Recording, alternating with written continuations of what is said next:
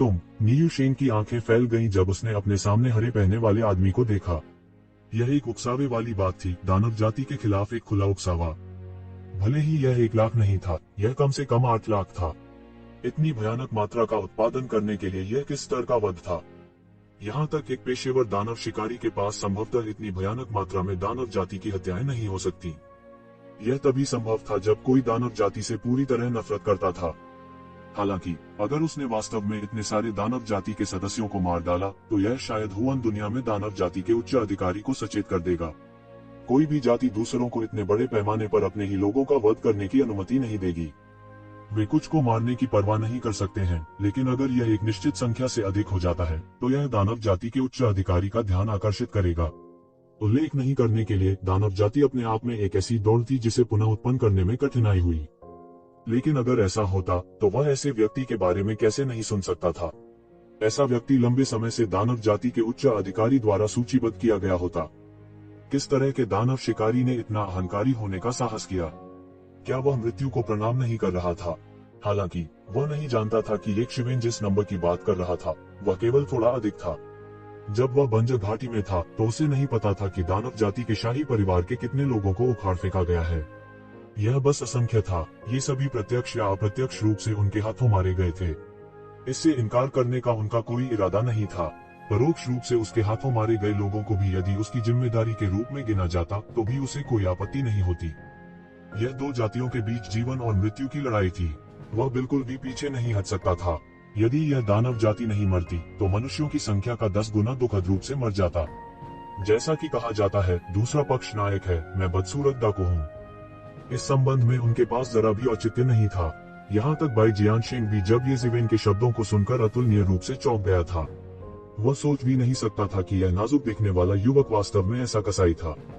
हालांकि इस स्तर तक साधना करने में सक्षम होने के बावजूद यह कहना काफी चौंकाने वाला था कि उसने दानव जाति के इतने सारे सदस्यों को मार डाला था। यह बिल्कुल अकल्पनीय था कि कैसे उसने दानव जाति के इतने सारे सदस्यों को मौत के घाट उतारे बिना मार डाला। हालांकि उन्होंने यह भी महसूस किया कि यह केवल एक मजाक था। उन्हें विश्वास नहीं था कि ये जिवेन की साधना के स्तर के साथ वह इस तरह की बात का मजाक उड़ाएंगे, क्योंकि इसकी कोई आवश्यकता नहीं थी। ये जिवेन के शब्दों को सुनने के बाद ये शान न केवल डर गया बल्कि उसकी आंखों में और भी चमक आ गई। दानव जाति के सभी सदस्यों ने घूर कर देखा। यह साथी बहुत अहंकारी था। उसने प्रकट होते ही उनके एक गहन जीवन मंच विशेषज्ञ को मार डाला था। पहले स्थान पर बहुत कम गहन क्षेत्र विशेषज्ञ थे, भले ही वे केवल गहन जीवन क्षेत्र में ही क्यों न हो। मैं तुम्हें मौत से लड़ूंगा। इन राक्षसों में स्वाभाविक रूप से मृतक के मित्र थे। इस वक्त उनकी आंखें खुली की खुली रह गईं। यह ऐसा था जैसे वे पागल हो गए हों और अत्यंत क्रोधित हों। बूम! एक गर्जना के साथ शून्य बहने लगा। ऐसी शक्ति के तहत इसने पूरे क्षेत्र को पूरी तरह से अपनी चपेट में ले लिया। ये शिवेन ने इसे देखा तक नहीं। उसने बस शून्य से एक लंबी तलवार पकड़ी और उसे शून्य की ओर पटक दिया। पुची! दानव विशेषज्ञ का हमला तुरंत टूट गया। फिर ये जिवेन की तलवार की रोशनी धीमी नहीं हुई और सीधे दानव विशेषज्ञ को मौके पर ही 2 हिस्सों में काट दिया। इन सब का वर्णन करने में काफी समय लगा, लेकिन यह वास्तव में एक दूसरे विभाजन में हुआ। ये जिवेन के पास जरा सा भी ठहराव नहीं था और उसकी हरकतें तैरते हुए बादलों और बहते पानी की तरह तेज थी।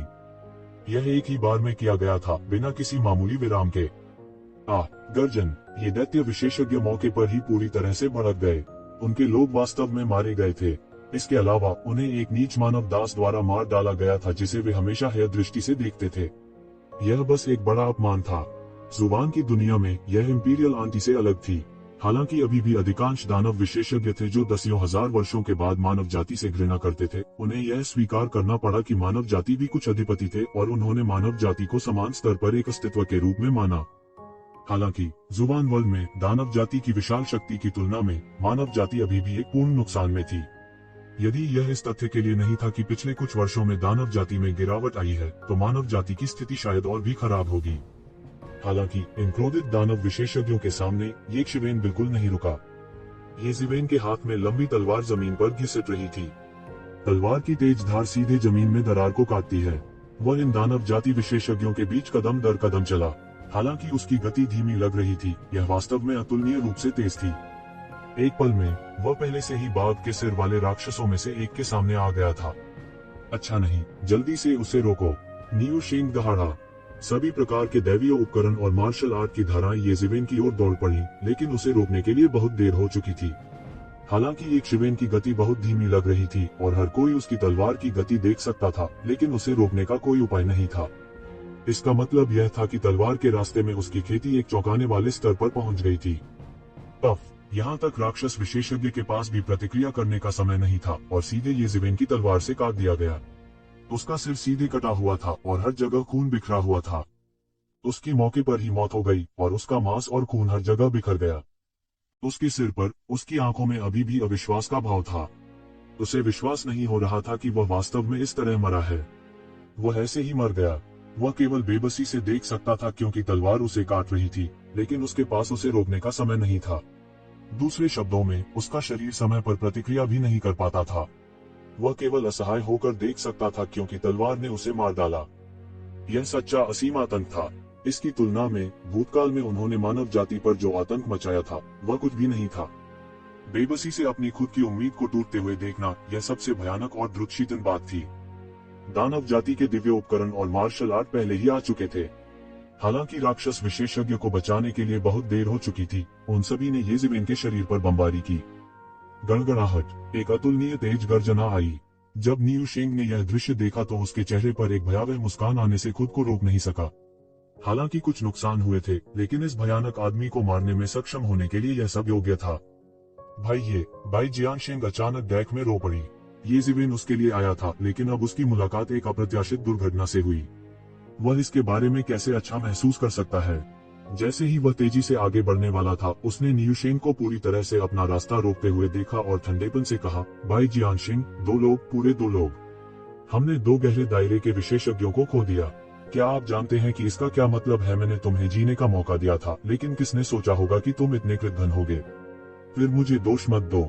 आज मैं आप सभी नीच मनुष्यों को कीमा बनाने जा रहा हूँ और आपको एक बार में एक और खाने जा रहा हूँ। उद्धरण चिन्ह। उसका दिल पहले से ही गुस्से से जल रहा था। यहाँ आने से पहले उन्होंने कभी नहीं सोचा था कि इतना बड़ा नुकसान होगा। जो लोग हारे थे, वे सब उसके प्रत्यक्ष मातहत थे। एक गहरे दायरे के विशेषज्ञ के लिए यहाँ तक DAO तक पहुँचना भी पहुँच से बाहर नहीं कहा जा सकता है। इसलिए उन्हें एक व्यक्ति के सामने समर्पण करवाना बहुत कठिन था। इन गहन क्षेत्र के विशेषज्ञों को जीतने के लिए उसने बहुत समय बिताया था। उनमें से 2 की मौत उसे मरने जैसा महसूस कराने के लिए काफी थी।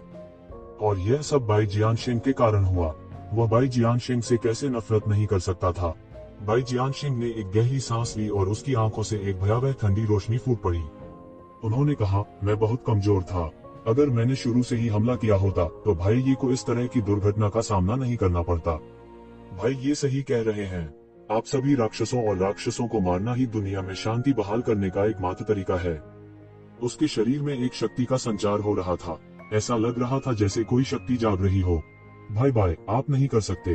अपने जीवन को इस तरह जलाने से आपके दाव फाउंडेशन को नुकसान होगा। मुझे डर है कि तुम इस तरह कभी ठीक नहीं हो पाओगी। सुंदर महिला ने जल्दी से कहा, क्या अब मेरे पास कोई विकल्प है? भले ही मैं भविष्य में कोई प्रगति न कर सकूं, भाई ये मेरे लिए आए और अब वह यहाँ मर गए। अगर मैं उसका बदला नहीं ले सकता तो मैं इसे कैसे सहन कर सकता हूँ? बाई जियानशेंग ने अपनी आंखों में एक दृढ़ नजर के साथ कहा, आपको कुछ भी कहने की जरूरत नहीं है। अगर मैं आज यहाँ मर जाऊँ तो तुम अपनी जान बचाने के लिए भागो। नहीं भाई, हम अपने आप नहीं भागेंगे। सुंदरी ने दृढ़ स्वर में कहा, यह सही है। तो क्या हुआ अगर आज हम यहाँ मर गए? हम दानव जाति को बता सकते हैं कि हम इंसान सभी का नहीं है। ये शान ने सख्त अंदाज में कहा। उसका चरित्र बेहद सख्त था। जैसा कि कहा जाता है, एक पंख वाले पक्षी एक साथ आते हैं। जो लोग बाई जियानशेंग के करीबी थे, वे स्वाभाविक रूप से बहुत जिद्दी थे। हाँ, कितना मार्मिक है। आप वास्तव में धर्मी बाई जियानशेंग हैं। लेकिन क्या अफसोस है, यहाँ तक अगर तुम धर्मी हो, अगर आकाशीय फॉक्स मास्टर तुम्हें मरवाना चाहता है तो तुम मर जाओगे। तुम्हें कोई नहीं बचा सकता। नियू शेंग दिल खोलकर हंसा। वह अतुलनीय रूप से अहंकारी था। उसकी आंखें और भी तेज हो गईं जब वह दहाड़ा, जाओ, मैं आज उन्हें मारने जा रहा हूँ। उन्हें मार डालो। मुझे लगता है कि तुम वही हो जो मरोगे। अचानक नियू शेंग के पीछे से एक बेहद ठंडी आवाज आई। नियू शेंग ने तुरंत अपने पीछे से आ रही बुरी हवा के झोंके को महसूस किया। वह एक अनुभवी योद्धा थे और उनकी प्रतिक्रिया बेहद तेज थी। लगभग एक पल में उसके शरीर ने सहज रूप से प्रतिक्रिया की। वह अचानक घूमा और उसने देखा कि येज़िवेन अनजाने में उसके पीछे एक लंबी तलवार लिए दिखाई दिया था। वह तुरंत चौंक गया। येज़िवेन मरी नहीं थी। हालांकि उनमें से कई हमले गहन जीवन अवस्था के थे, लेकिन उनके जैसा एक मध्य चरण का गहन मृत्यु चरण विशेषज्ञ भी था, इसलिए वह इतना निश्चिंत था। एक मध्य चरण के गहन मृत्यु चरण विशेषज्ञ द्वारा हमला किए जाने के बाद भले ही एक शिवेन की मृत्यु नहीं हुई, वह गंभीर रूप से घायल हो जाएगा। कुछ समय के लिए लड़ने की क्षमता खो देना उसके लिए सामान्य था। किसने सोचा होगा कि उसे कोई नुकसान नहीं होगा। बजना, येज़ेबेल के हाथ में तलवार की रोशनी फूट पड़ी और आकाश और पृथ्वी को हिला दिया। तलवार की चमक आसमान तक उठी और दुनिया को हिला दिया। एक भयानक शक्ति ने आकाश और पृथ्वी को हिला दिया। तेजी से हिलती हुई तलवार की चमक फूट पड़ी और सीधे नियू शेंग के शरीर पर जा लगी। नियू शेंग चकमा देना चाहता था, हालांकि यह पहले ही बहुत देर हो चुकी थी। येज़ेबेल, जिसने अपनी पूरी शक्ति झोंक दी थी, बहुत तेज था। हालांकि वह गहन मृत्यु अवस्था के मध्यवर्ती चरण में भी था। यह इस बात पर निर्भर करता था कि उसकी तुलना किससे की जा रही है। येज़ेबेल ने अभी अभी गहन मृत्यु अवस्था के मध्यवर्ती चरण में प्रवेश किया था। हालांकि वह गहन मृत्यु अवस्था के एक सामान्य मध्यवर्ती चरण से कई गुना अधिक शक्तिशाली था। हाँ, बूम! एक जोर से गड़गड़ाहट की आवाज सुनाई दी और नी शेंग को उड़ते हुए भेजा गया। उसके शरीर का एक छोटा सा हिस्सा येज़ेबेल ने काट दिया था। उसका लहू नदी की नाई फूट पड़ा और खंभे की नाई फूट निकला। नियू शेंग चिल्लाता रहा। इस तलवार ने सीधे उसकी आत्मा को घायल कर दिया था। शापित मानव, तुम मर चुके हो। तुमने वास्तव में मुझे चोट पहुंचाने की हिम्मत की। तुमने वास्तव में हिम्मत की। तुमने वास्तव में हिम्मत की। नियू शेंग दहाड़ता रहा। एक क्षण के लिए भी वह इस अप्रत्याशित घटना से बाहर नहीं निकल सका। येज़ेबेल ठंडेपन से मुस्कुराए और सीधे आगे बढ़ गई। तो क्या हुआ अगर मैंने तुम्हें चोट पहुंचाई? यह सिर्फ एक प्राचीन बर्बर बैल का खून है। यह तुम्हारे खून से 10 गुना अधिक महान है। मैंने अनगिनत राक्षस जानवरों को मार डाला है। इस तरह के कचरे की तो बात ही छोड़िए। येज़ेबेल ने बिल्कुल भी परवाह नहीं की। शक्ति के संदर्भ में आदि युग की दानव जाति स्वाभाविक रूप से गहन विश्व के लिए अतुलनीय थी।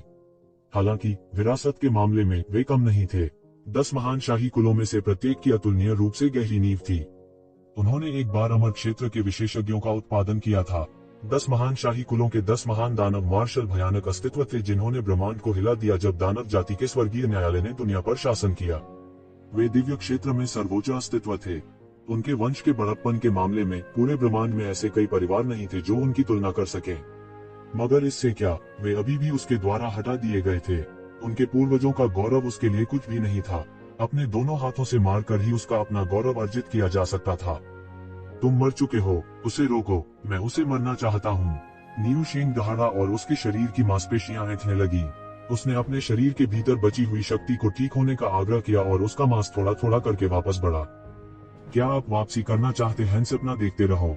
येज़ेबेल सीधे आगे बढ़ी और उस स्थिति को बदलने का कोई मौका नहीं दिया। यहाँ तक एक शेर भी खरगोश को पकड़ने के लिए अपनी पूरी ताकत का इस्तेमाल करेगा और वह बुरी तरह विफल नहीं होना चाहता था।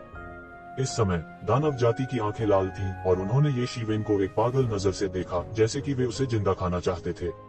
वे येज़ेबेल से अंदर तक नफरत करते थे। गर्जन, गर्जन, गर्जन, एक एक करके इन राक्षसों ने आक्रमण किया, उनके विशाल शरीर लिनफैन की ओर झपटे। इन दानव जाति विशेषज्ञों के बीच येज़ेबेल फूलों के गुच्छे में नाचती हुई तितली की तरह थी। उनकी चपलता तकनीक अतुलनीय रूप से उत्कृष्ट थी और उनके हाथ में लंबी तलवार लगातार लहरा रही थी। प्रकाश की सुनहरी किरणें सुनहरी धूप की तरह अतुलनीय रूप से भव्य दिख रही थी। हालांकि इस अतुलनीय रूप से भव्य तलवार की रोशनी के पीछे एक घातक चाल थी। हर बार तलवार के नाचने पर एक राक्षसी जानवर 2 हिस्सों में बंट जाता था। ये येज़ेबेल को आगे बढ़ने से नहीं रोक सकी। पुची, एक गहरा जीवन क्षेत्र दानव जानवर जो येज़ेबेल के सामने आ गया था, वह समय पर प्रतिक्रिया भी नहीं कर सका और येज़ेबेल द्वारा सीधे 2 हिस्सों में विभाजित कर दिया गया और मौके पर विस्फोट हो गया। पलक झपकते ही कुछ दानव विशेषज्ञ पहले ही येज़ेबेल के हाथों मर चुके थे। दूर से ऐसा लग रहा था जैसे निशेंग का पीछा करते हुए येज़ेबेल इत्मीनान से टहल रहे थे। उसकी हरकतें हल्की और शालीन थी, मानो वह नाच रहा हो, मार नहीं रहा हो। हालांकि इनमें से अधिकांश राक्षस गहन जीवन क्षेत्र में थे, फिर भी उनमें गहन मृत्यु क्षेत्र के विशेषज्ञों की कमी नहीं थी। हालांकि उनमें से कोई भी येज़ेबेल की 2 चालों का सामना नहीं कर सका और वे सभी येज़ेबेल के हाथों दुखद रूप से मर गए। चारों ओर सन्नाटा था और हर कोई गूंगा था। यहाँ तक कि विभिन्न कुलों के विशेषज्ञ भी जो तमाशा देख रहे थे इस क्षण अवाक रह गए। यहाँ तक सबसे पागल व्यक्ति ने भी कभी नहीं सोचा होगा कि चीजें इस तरह बदल जाएंगी। ये खतरनाक दानव जाति के साधक वास्तव में येज़ेबेल के सामने इतने कमजोर थे, वे उसके एक वार का भी सामना न कर सके। यहाँ तक निशेंग भी येज़ेबेल के कदम से बुरी तरह घायल हो गया था। वह बस अमानवीय रूप से मजबूत था। इतना इतना मजबूत, वह कबीले के बुजुर्गों से भी ज्यादा मजबूत है। ये शान ने लार का एक कौर निगल लिया और झटके से येज़ेवेन को देखा, जो लोगों को ऐसे मार रहा था जैसे कि वे नाच रहे हों। वह समझ गया कि यह एक भयानक ताकत थी जिसे केवल तभी हासिल किया जा सकता था जब कोई अपनी हत्या की तकनीक को अपने चरम पर पहुंचाए। यह उन लोगों की तरह धरती को चकनाचूर करने वाला नहीं लगा, जिन्होंने आकाश और धरती को चटकाने की हद तक संघर्ष किया था। हालांकि केवल इस तथ्य के बारे में सोचते हुए कि उसने जिन लोगों को मारा था उनमें से सबसे कमजोर प्रोफाउंड लाइफ रियलम विशेषज्ञ थे, कोई भी कल्पना कर सकता है कि इस व्यक्ति की तलवार की तकनीक कितनी शानदार थी। सुखद आश्चर्य की दृष्टि से उसकी आंखें अचानक चमक उठीं। वास्तव में इतना मजबूत, वह इतना ताकतवर है कि वह इंसान नहीं, राक्षस लगता है। हालांकि अगर बड़े भाई भाई अपने चरम पर हैं, तो वे उनके खिलाफ लड़ाई लड़ने में सक्षम हो सकते हैं। उसे सक्षम होना चाहिए। सुंदर महिला भी अतुलनीय रूप से चौंक गई। उसने बाई जियानशिंग पर नजर डाली और कुछ अनिश्चितता के साथ कहा। वो ये शिवेन की आश्चर्यजनक ताकत से पूरी तरह से डर गई थी। बाई जियानशिंग मदद नहीं कर सकती थी, लेकिन कड़वाहट से मुस्कुराई और कहा, भले ही मैं गंभीर रूप से घायल नहीं हूँ, मैं उसके साथ बराबरी पर रह सकती हूँ। उसकी उम्र को देखते हुए वह मुझसे बहुत छोटा है और उसकी प्रतिभा बहुत दूर है मेरे ऊपर। हालांकि यह हमारी मानव जाति का सौभाग्य है कि ऐसा व्यक्ति प्रकट हुआ है। उनके पास निश्चित रूप से 1000 साल से भी कम समय में मिथक के दायरे में कदम रखने का अवसर होगा। उस स्थिति में हमारी मानव जाति के पास इस आपदा को हल करने का एक तरीका हो सकता है, लेकिन क्या हम तब तक डटे रह पाएंगे? सुंदर महिला ने विस्मय में बाई जियानशिंग को देखा। उनकी धारणा में बाई जियानशिंग एक धर्मी व्यक्ति थे और दुनिया में प्रथम श्रेणी के नायक थे। हालांकि वह विनम्र था, फिर भी वह खुद को कभी छोटा नहीं समझता था। दुनिया में ऐसे ज्यादा लोग नहीं थे जो उनसे तुलना कर सकें। भले ही उसने 1000 साल से अधिक समय बर्बाद किया हो, बहुत से लोग उसकी तुलना नहीं कर सकते। लेकिन अब उसने व्यक्तिगत रूप से स्वीकार किया था कि एक शिवेन उसके साथ कंधे से कंधा मिलाकर खड़ी हो सकती है और शायद उससे भी ज्यादा मजबूत हो सकती है। यह बस उसकी विश्व दृष्टि को तोड़ रहा था। आश्चर्यचकित और सुखद आश्चर्य करने वाले 3 लोगों की तुलना में विभिन्न जातियों के विशेषज्ञ अधिक सतर्क थे। उनके लिए देवताओं के अवशेषों की लड़ाई में हर कोई उनका दुश्मन था। इस समय किसी प्रबल शत्रु का आ जाना उनके लिए शुभ समाचार नहीं था। मूल रूप से उन्हें उम्मीद थी कि न्यूशेंग और येज़ेवेन एक दूसरे को मार डालेंगे। किसने सोचा होगा कि येज़ेवेन दानव जाति के विशेषज्ञों को उतनी ही आसानी से हरा देगी जितनी आसानी से सूखे खरपतवारों को कुचलकर और सड़ी हुई लकड़ी को तोड़कर। वे एक दूसरे को मार भी नहीं सकते थे। इससे सभी के मन में पहाड़ की चोटी पर बैठने और बाघों को गिरते हुए देखने का विचार आया। ये शिवेन कहाँ से आई? वह इतना मजबूत कैसे हो सकता है? कौन जानता है कि यह मानव कहाँ से आया है? यह तलवार तकनीक बस चौंकाने वाली है। मैंने लंबे समय से इतना शक्तिशाली तलवार कृषक नहीं देखा है। क्या वह तलवार की दुनिया का विशेषज्ञ है या वह प्रसिद्ध जियान वुशुंग है? कई लोग एक के बाद एक कयास लगाने लगे। आखिरकार ये शिवेन ने उन्हें बहुत ज्यादा झटका दिया था। अपने दिमाग में उन्होंने एक एक करके ये जीवेन की तुलना उन प्रसिद्ध प्रतिभाओं से की। उन्होंने पाया कि कोई भी इस व्यक्ति की बराबरी करने में सक्षम नहीं लग रहा था। क्या ऐसा हो सकता है कि वह एक और छिपा हुआ पात्र था? ऐसे बहुत से लोग थे। आखिरकार पूरे हुआन विश्व युद्ध क्षेत्र में अनगिनत विशेषज्ञ थे। प्रत्येक कुल में कुछ शिष्यों का पीछे छूट जाना सामान्य बात थी। हालांकि उन्हें याद आया कि येज़ेवेन ने कहा था कि उसने 10 लाख नहीं तो कम से कम 800,000 दानव रेस विशेषज्ञों का वध किया था। ऐसा व्यक्ति अज्ञात कैसे हो सकता है? उन्हें विश्वास नहीं होगा कि एक शिवेन बकवास कर रही थी। अपने स्तर पर जुबान वर्ल्ड में वे सभी बड़े शॉट थे। वे बिना सोचे समझे कैसे बोल सकते थे? क्या ऐसा हो सकता है कि वह किसी दूसरी दुनिया में था? सभी के मन में अनगिनत विचार कौंध गए, जबकि हर कोई अभी भी सदमे में था। ये शिवेन की हत्या चरमोत्कर्ष पर पहुंच चुकी थी। तलवार की रोशनी जो उसने लहराई वह मृत्यु के देवता की तरह थी। जब भी वह हमला करता, मौके पर किसी न किसी का खून बिखर जाता। विरोध करने का कोई उपाय नहीं था। पूरे रास्ते में वह गर्म चाकू की तरह था जो मक्खन को काट रहा था। 1 दर्जन से भी कम सांसों में वह न्यूशेंग के लिए अपना रास्ता पहले ही मार चुका था। न्यूशेंग ने अचानक अपनी आंखें खोली। उसकी आंखें खून से लथपथ थी। वह एक शिवेन से अंदर तक नफरत करता था। उसका शरीर जानलेवा आभा से सराबोर हो रहा था। एक तेज ठंडी आभा अनायास ही बन गई और सीधे एक शिवेन की ओर दब गई। एक क्रूर गर्जना के साथ मौके पर एक भयानक भव्य आभा बन गई। सीधे उसके हाथ में एक अतुलनीय विशाल युद्ध कुल्हाड़ी दिखाई दी। युद्ध कुल्हाड़ी ने एक भयानक चमक बिखेरी, बाहर निकली और सीधे एक शिवेन की ओर बढ़ी। बूम! सारा आसमान सिमट रहा था। सारी बंदिशें पूरी तरह टूट गईं। पूरे प्राचीन शहर को यह आभास था कि वह इस भयानक शक्ति के तहत पूरी तरह से बहने वाला है। सबका रंग बदल गया। इस न्यू शेंग के पास वास्तव में इतनी ताकत थी। कोई बता सकता है कि न्यू शेंग ने शायद अपनी ताकत को इतनी चौंकाने वाली हद तक बढ़ाने के लिए किसी तरह की गुप्त तकनीक का इस्तेमाल किया था। लेकिन फिर भी अपनी ताकत को इस हद तक बढ़ाने में सक्षम होना यह दिखाने के लिए पहले से ही पर्याप्त था कि यह कितना भयानक था, और यह ऐसा कुछ नहीं था जो एक सामान्य व्यक्ति कर सकता था। जब सभी ने सोचा कि एक शिवेन का सिर कलम होने वाला है, एक शिवेन ने भी हमला कर दिया। उनके हाथ में लंबी तलवार, जो तलवार के इरादे से घनीभूत थी, सीधे हमले से मिली। बजना, सोने और लोहे के टकराने जैसी तेज आवाज निकली। यह एक बड़ी घंटी की तरह पूरे शहर में फैल गया। कई पुराने राक्षस जो बंद दरवाजे में प्रशिक्षण ले रहे थे अचानक घबरा गए। इस टक्कर की शक्ति की कल्पना की जा सकती है। यह कैसे संभव है? उसने वास्तव में न्यू शेंग के हमले को इतनी आसानी से रोक दिया। हर कोई हैरान था और वे बस इस पर विश्वास करने की हिम्मत नहीं कर रहे थे। न्यू शेंग की कुल्हाड़ी एक अत्यंत उत्कृष्ट गहन हथियार थी और इसने एक चौंकाने वाली ताकत का उत्सर्जन किया। यदि यह वे थे तो उन्हें निश्चित रूप से एक गहन हथियार में बदलना होगा जो कि इसके खिलाफ संघर्ष करने में सक्षम होने के लिए अतुलनीय रूप से हीन था। लेकिन ये शिवेन पूरी तरह से ब्लॉक करने के लिए तलवार के इरादे से संघनित लंबी तलवार पर ही निर्भर थी। यह कहा जा सकता है कि उनमें से लगभग सभी के पास यह कौशल था। यह एक प्रकार की जादुई शक्ति थी, लेकिन इस तरह का तरीका आम लोगों से निपटने के लिए कारगर था, या ऐसे लोगों से निपटने के लिए जिनकी ताकत खुद से कहीं कम थी। यह भी दिखा सकता है कि किसी के साधन कितने शक्तिशाली थे। लेकिन न्यू शेंग कोई साधारण व्यक्ति नहीं थे। कहने की जरूरत नहीं है कि उसके हाथ में एक गहरा हथियार था। यह कोई साधारण व्यक्ति नहीं कर सकता था। हालांकि ये शिवेन ने किया था। इसके अलावा उन्होंने इसे अतुलनीय आसानी से किया था। उसके दुबले पतले शरीर में ऐसी भयावह शक्ति कैसे छिपी हो सकती है? उसने वास्तव में अपने हाथ की आकस्मिक लहर के साथ न्यू शेंग के पहाड़ जैसे हमले को रोक दिया था। हालांकि यह मौके पर नहीं था, फिर भी हर कोई यह महसूस कर सकता था कि यह एक हमला था कि न्यू शेंग लंबे समय से सत्ता जमा कर रहा था। हालांकि यह अभी भी एक शिवेन के लिए कुछ भी करने में असमर्थ थी। अचानक ये शिवेन के पैरों के नीचे अनगिनत सुनहरी लहरें दिखाई दी। इन सुनहरी लहरों के बीच अनगिनत सिद्धांत ताबीज में तब्दील होकर प्रकट होने लगे। आश्चर्यजनक शक्ति को ऑफसेट करने के लिए ये सभी तावीज एक मैट्रिक्स में बदल गए। क्रैक क्रैक, पल भर में उसके पैरों के नीचे की जमीन खिसक गई। इसने सभी को बुरी तरह चौंका दिया था। ऐसा नहीं था कि न्यू शेंग की ताकत बहुत कमजोर थी, बल्कि यह था कि एक शिवेन बहुत असामान्य थी। न्यू शेंग की ताकत उसका कुछ नहीं बिगाड़ सकी। न्यू शेंग के चेहरे पर तुरंत ही द्वेषपूर्ण भाव जम गए। ऐसा लग रहा था जैसे उसने दुनिया की सबसे अविश्वसनीय चीज देख ली हो। जब उसने सोचा कि ये शिवेन निश्चित रूप से इसे ब्लॉक नहीं कर पाएगी, कौन जानता था कि ये शिवेन वास्तव में इसे ब्लॉक करने में सक्षम होगी। वह वास्तव में इसे इतनी आसानी से ब्लॉक करने में सक्षम था। यह कैसे संभव हुआ? हालांकि ये शिवेन ने उसे हैरान होने के लिए ज्यादा समय नहीं दिया। उसकी लंबी तलवार सीधे आगे की ओर चुभ गई। उसकी सतह पर अनगिनत कानून टेढ़े मेढ़े थे।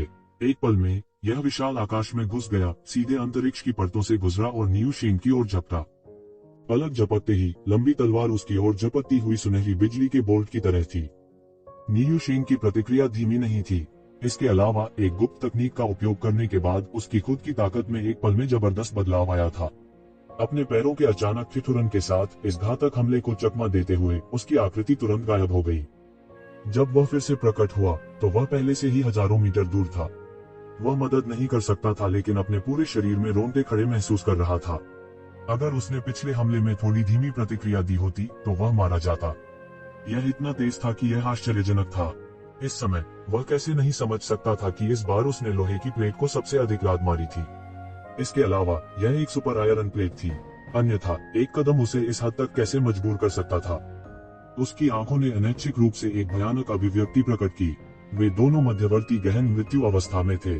उनके बीच इतना बड़ा फासला कैसे हो सकता है? उसे ऐसा तभी महसूस हुआ था जब वह सेलेस्टियल फॉक्स प्रिंस का सामना कर रहा था। वह देव रूपी आकृति उसके हृदय में अमित छाया छोड़ गई थी। उसने एक बार सोचा था कि इस दुनिया में कोई भी ऐसा नहीं है जिसे एक ही सांस में उस व्यक्ति के रूप में वर्णित किया जा सके। लेकिन अब ये शिवेन का सामना करते हुए उसे अचानक ऐसा महसूस हुआ। यह सेलेस्टियल फॉक्स मास्टर का सामना करने जैसा था। उस समय वे एक ही दायरे में थे और वह नहीं जानता था कि उसने अपने प्रतिद्वंद्वी की तुलना में कितने वर्षों तक साधना की थी। लेकिन दिव्य फॉक्स मास्टर का सामना करते समय वह वापस लड़ने के लिए लगभग शक्तिहीन था और बार बार हार गया था। उसे पराजित होने में अधिक समय नहीं लगा। उसके लिए यह पहली और एकमात्र बार था जब वह एक ही क्षेत्र में इतनी आसानी से हार गया था। और अब जिन यादों को उसने लंबे समय से बंद कर रखा था वे अचानक उसके द्वारा खोदकर निकाल ली गईं। उसने अचानक उन भयानक यादों को याद किया जिससे उसे रीढ़ की हड्डी में ठंडक महसूस हुई। लेकिन कोई बात नहीं, तुम आज मर जाओगे। नियू शेंग ने बड़ी दहाड़ लगाई। पहले के मुकाबले उनके शरीर की ताकत और भी ज्यादा मजबूत हो गई थी।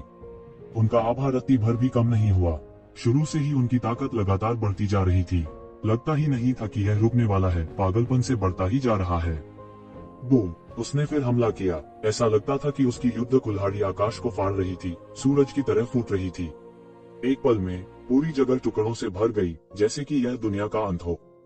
यह अत्यंत चमकदार कुल्हाड़ी पंगु की तरह थी जो आकाश और पृथ्वी को विभाजित कर रही थी, दुनिया को आधे में विभाजित कर रही थी। इस समय नियू शेंग बैल दानव के पुनरुत्थान जैसा था। यह बेहद भयानक था। उन्हें उम्मीद नहीं थी कि नियू शेंग की ताकत और मजबूत हो जाएगी। यह साधारण गुप्त तकनीकों से भी अधिक शक्तिशाली थी। हालांकि वह जानता था कि नियू शेंग लंबे समय तक टिक नहीं पाएगा। इस बात की बहुत संभावना थी कि इस अवधि के दौरान एक बड़ा परिवर्तन होगा। वह ऐसी स्थिति कतई नहीं होने दे सकते थे। इससे पहले कि वह और भी मजबूत हो जाए, उसे नियू शेंग को पूरी तरह से दबा देना था। उसने अपने हाथ में सुनहरी लंबी तलवार घुमाई और कुल्हाड़ी का सामना करना पड़ा। सुनहरी तलवार रोशनी और नियू शेंग की काली कुल्हाड़ी की रोशनी में भयंकर टक्कर हुई। इस समय दो विनाशकारी ज्वार पूरी तरह से आपस में टकरा गए। यह अतुलनीय रूप से चमकदार था और साथ ही अतुलनीय रूप से क्रूर था। सभी के चेहरों पर खौफ के भाव झलक रहे थे। इन दोनों ने जो ताकत दिखाई वह हर किसी की कल्पना से कहीं अधिक थी। दोनों में से किसी एक को प्रबल विरोधी कहा जा सकता है। नियू शेंग गुप्त तकनीक का उपयोग करने के बाद देवताओं के अवशेषों की खोज में भाग लेने में सक्षम नहीं हो सकता है। हालांकि ये शिवेन अकेले अपनी ताकत से ऐसा परिणाम हासिल कर सकती थी। यह पहले से ही कोई छोटी बात नहीं थी। वह निश्चित रूप से कुछ समय के लिए सभी के दिलों में एक अद्वितीय शत्रु होगा। इसी वक्त यहाँ से कुछ दूर एक रेस्टोरेंट में दूसरी मंजिल पर एक आकृति खड़ी थी। उसने युद्ध के मैदान में दो लोगों को देखते हुए दूरी में देखा। यह अपने 30वें दशक में एक युवक था। वह अतुलनीय रूप से सुंदर दिखते थे और उनकी गोरी त्वचा थी। हालांकि उसके मुंह के कोने पर एक व्यंग्य का संकेत था। उसकी आंखें सुनहरी थी और वे बड़े घेरे की तरह लग रही थी। जब वे एक साथ विलीन हुए तो उनमें दिव्यता का एक विचित्र प्रकाश झिलमिला उठा। वह असाधारण लग रहा था। मुझे बताओ, क्या इस मानव को वश में करने और उसे मेरा युद्ध दास बनाने का कोई तरीका है? युवक ने धीरे से कहा। जब उसने ये शिवेन को देखा तो उसकी आंखों में कोई उतार चढ़ाव नहीं था। आम लोगों के लिए शायद ये शिवेन पहले से ही अपनी सीमा तक मजबूत थी। हालांकि इस युवक के लिए वह इतना भयानक नहीं था। वास्तव में वह एक शिवेन को अपने युद्ध दास के रूप में भी वश में करना चाहता था। यह कुछ ऐसा नहीं था जिसे एक सामान्य व्यक्ति कहने का साहस करेगा। यंग मास्टर, मुझे डर है कि यह बहुत मुश्किल होगा। यह इंसान घमंडी और घमंडी है। उसने केवल कुछ 100 वर्षों तक खेती की है, लेकिन उसके पास पहले से ही ऐसी खेती है। उसे सन ऑफ डेस्टिनी जैसा चरित्र होना चाहिए। ऐसे व्यक्ति को भर्ती करना नितांत कठिन है। उसके बगल से एक बोली आवाज आई, भाग्य के पुत्र जैसा चरित्र। हा हा हा हा। युवक ने अचानक अपना माथा पकड़ लिया और हंस पड़ा। वह तब तक हंसा जब तक उसकी सांसें नहीं थम गईं। फिर वह अनिच्छा से रुक गया। यह वास्तव में बहुत हास्यास्पद है। नियति का पुत्र, हमारी जाति भाग्य के पुत्र को सबसे अधिक निगलना पसंद करती है। हम उनकी नियति को जब्त करते हैं और स्वर्ग को चुनौती देने के लिए अपना मार्ग प्रशस्त करते हैं। यदि यह मानव आज्ञाकारी रूप से आत्मसमर्पण कर दे और मेरा युद्ध दास बन जाए तो यह ठीक है, अन्यथा मैं उसे अपने भाग्य के पूरक के रूप में खाऊंगा। हालांकि यंग मास्टर, इस बार यहाँ आने का हमारा मुख्य उद्देश्य उस व्यक्ति के मंदिर की विरासत को खोजना है। जब तक हम उस व्यक्ति की विरासत को प्राप्त कर सकते हैं, ये लोग सिर्फ उड़ते हुए बादल हैं। मामलों को जटिल न करना सबसे अच्छा है। बूढ़ी आवाज अविचलित थी और बोली, यह सच है। युवक ने हाथ उठाया और उसकी चिकनी ठुड्डी को छुआ। टीएस, मैंने मूल रूप से सोचा था कि मजेदार व्यक्ति बाई जियानशिंग होगा। बाई जियानशिंग कुछ साल पहले दुनिया में एक प्रसिद्ध व्यक्ति थे। उन्हें मानव जाति में एक दुर्लभ प्रतिभा के रूप में भी जाना जाता था। किसने सोचा होगा कि वह आकाशीय लोमड़ी द्वारा अपंग हो जाएगा। अफसोस की बात है, नियति के बिना वह केवल किसी काम का नहीं है। वह युद्ध दास के रूप में मेरे द्वारा खाए जाने के योग्य भी नहीं है। मैंने सोचा था कि इस बार मैं निराश हो जाऊंगा। मुझे उम्मीद नहीं थी कि मुझे एक और दिलचस्प व्यक्ति मिलेगा। उद्धरण चिन्ह, यह कोई बड़ी बात नहीं है। आखिरकार मानव जाति असंख्य संसारों में कुछ बड़ी जातियों में से एक है। उनकी दौड़ में अंतहीन नियति है। इतिहास में अत्याचारी आंकड़े बड़ी संख्या में सामने आए हैं। यहाँ तक सम्राट स्तर के विशेषज्ञ भी उभरे हैं। वे साधारण जातियों की कल्पना से बहुत परे हैं। यहाँ तक उन सम्राटों द्वारा छोड़ी गई नियति भी दुनिया को हिला देने वाले कई विशेषज्ञों को साधने के लिए काफी है। इसलिए उनके बीच अद्वितीय प्रतिभाएं अक्सर दिखाई देती हैं। वे बस अनंत हैं। पुरानी आवाज ने कहा। यह सच है, हालांकि यह मेरे लिए मायने नहीं रखता। भले ही यह मानव जाति, दानव जाति, प्राचीन फीनिक्स क्षेत्र या ड्रैगन द्वीप हो, इससे कोई फर्क नहीं पड़ता। जब तक आप मेरे दाव को साबित करने के लिए मेरा इंतजार करते हैं, ये लोग सिर्फ मिट्टी के मुर्गियां और मिट्टी के कुत्ते हैं। वे मेरी तरह एक ही सांस में उल्लेख किए जाने के योग्य नहीं है। युवक ने एक अजीब सी मुस्कान के साथ कहा। उसने फिर से मैदान में देखा, केवल यह देखने के लिए कि नियू शेन को इस समय येज़ेबेल द्वारा एक कोने में धकेल दिया गया था। अभी अभी लगा झटका धरती को चकनाचूर कर देने वाला था। इसी तरह दोनों पक्षों के लिए हटना बल छोटा नहीं था। येज़ेबेल को अत्याचारी शरीर द्वारा जाली बनाया गया था। उसका मांस और खून लंबे समय से अत्याचारी था। उसने बस एक कदम पीछे लिया और सारी शक्ति पूरी तरह से हजम हो चुकी थी। हालांकि नियू शेन के लिए यह इतना अच्छा नहीं था। उसने सूंघा और अचानक कुछ कदम पीछे हट गया। उसे अपने गले में एक मिठास महसूस हुई। उसने लगभग मुंह भर खून उगल दिया। हालांकि उन्होंने इसे जबरन दबा दिया। यदि वह इस कौर रक्त को उगल देता है तो वह कम से कम सैकड़ों वर्षों की खेती खो देगा। यह भारी नुकसान था। हालांकि इस तरह के सूक्ष्म परिवर्तन इस बिंदु पर हारने की स्थिति को नहीं बचा सके। येज़ेबेल, जिसने एक मजबूत मुकाम हासिल किया था, ने फिर से हमला किया और पहल को जब्त कर लिया। उन्होंने नियू शेन के हाथों से पहल पूरी तरह से छीन ली थी। वह हवा में उड़ गया और उसके हाथ में लंबी तलवार हवा में उड़ गई। यह लगातार बचता था और बेतहाशा घूमता था, आसपास की आध्यात्मिक ऊर्जा को अवशोषित करता था। इसने जल्दी से एक अतुलनीय रूप से विशाल आध्यात्मिक ऊर्जा बवंडर का गठन किया और अचानक गड़गड़ाहट की गति के साथ यह नियू शेन पर दुर्घटनाग्रस्त हो गया। नियू शेन चिल्लाया और तुरंत अपनी कुल्हाड़ी से काट लिया। उसने हमले का सामना करने के लिए एक काली आभा बिखेरी। वह विरोध करना चाहता था, लेकिन कोई रास्ता नहीं था। टकराना। उसकी कुल्हाड़ी से निकली आभा को येज़ेबेल की तलवार की रोशनी ने मौके पर ही तोड़ दिया। यह प्रकाश के कणों में बदल गया और हवा में गायब हो गया। हालांकि येज़ेबेल की तलवार की रोशनी ने उसकी गति को कम नहीं किया। यह मौके पर ही नीचे गिर गया। इस समय एक सुनहरी रोशनी सीधे दूर से आई और सीधे येज़ेबेल के पास गई। मुझे यह व्यक्ति चाहिए। शून्य से एक अतुलनीय अहंकारी आवाज गूंज उठी।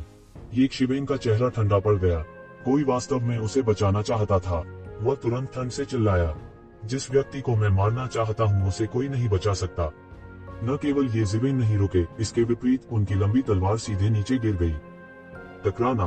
स्वॉर्डलाइट ने सीधे नियू शेन पर बमबारी की, जिससे उसकी मौके पर ही मौत हो गई और फिर एक बड़े हाथ ने सीधे नियू शेन के शरीर पर सभी खजाने को हड़प लिया। येज़ेबेल ने अपनी दिव्य भावना का उपयोग चारों ओर घूमने के लिए किया और पाया कि वास्तव में सैकड़ों हजारों हुआनडान थे। हालांकि यह लावा बिटवॉल की फसल जितनी अच्छी नहीं थी, लेकिन इस तरह के विस्फोटक आकस्मिक मुठभेड़ का सामना कभी कभार ही हो सकता था और बार बार नहीं। तथ्य यह है कि सैकड़ों हजारों हुआन गोलियां यह साबित करने के लिए पर्याप्त थी कि नियू शेन की कुल संपत्ति कम नहीं थी। हजारों वर्षों तक लावा अधिपति की तरह धन को लूटना हर किसी के लिए असंभव था। हालांकि यह सब येज़ेबेल के हाथों में आ गया था। येज़ेबेल के लिए, जिसने हाल ही में करोड़ों जुबान की गोलियां खाई थीं, यह अभी भी बहुत कीमती धन था। आप वास्तव में मेरी इच्छा को धता बताने का साहस करते हैं। दूर से एक उग्र आवाज आई। इसके तुरंत बाद विशाल आकाश में एक सुनहरी रोशनी फैल गई और अचानक येज़ेबेल के सामने आ गई। येज़ेबेल ने अपनी आंखें ठीक की और देखा कि वह एक युवक था। हालांकि यह युवक गुस्से से येज़ेबेल को देख रहा था। वह गुस्से से उबल रहा था, जैसे कि येज़ेबेल ने उसे पूरी तरह से क्रोधित कर दिया हो। येज़ेबेल ने अचानक महसूस किया कि उसके शरीर पर एक धरती को चकनाचूर करने वाली शक्ति आ रही है। उसके शरीर पर स्वर्ण देवत्व लगभग अचानक उभर आए और स्वचालित रूप से इसका विरोध किया। वह वास्तव में एल्डर हुआनटिंग से कम नहीं है। नहीं, वह एल्डर हुआनटिंग से भी मजबूत हो सकता है।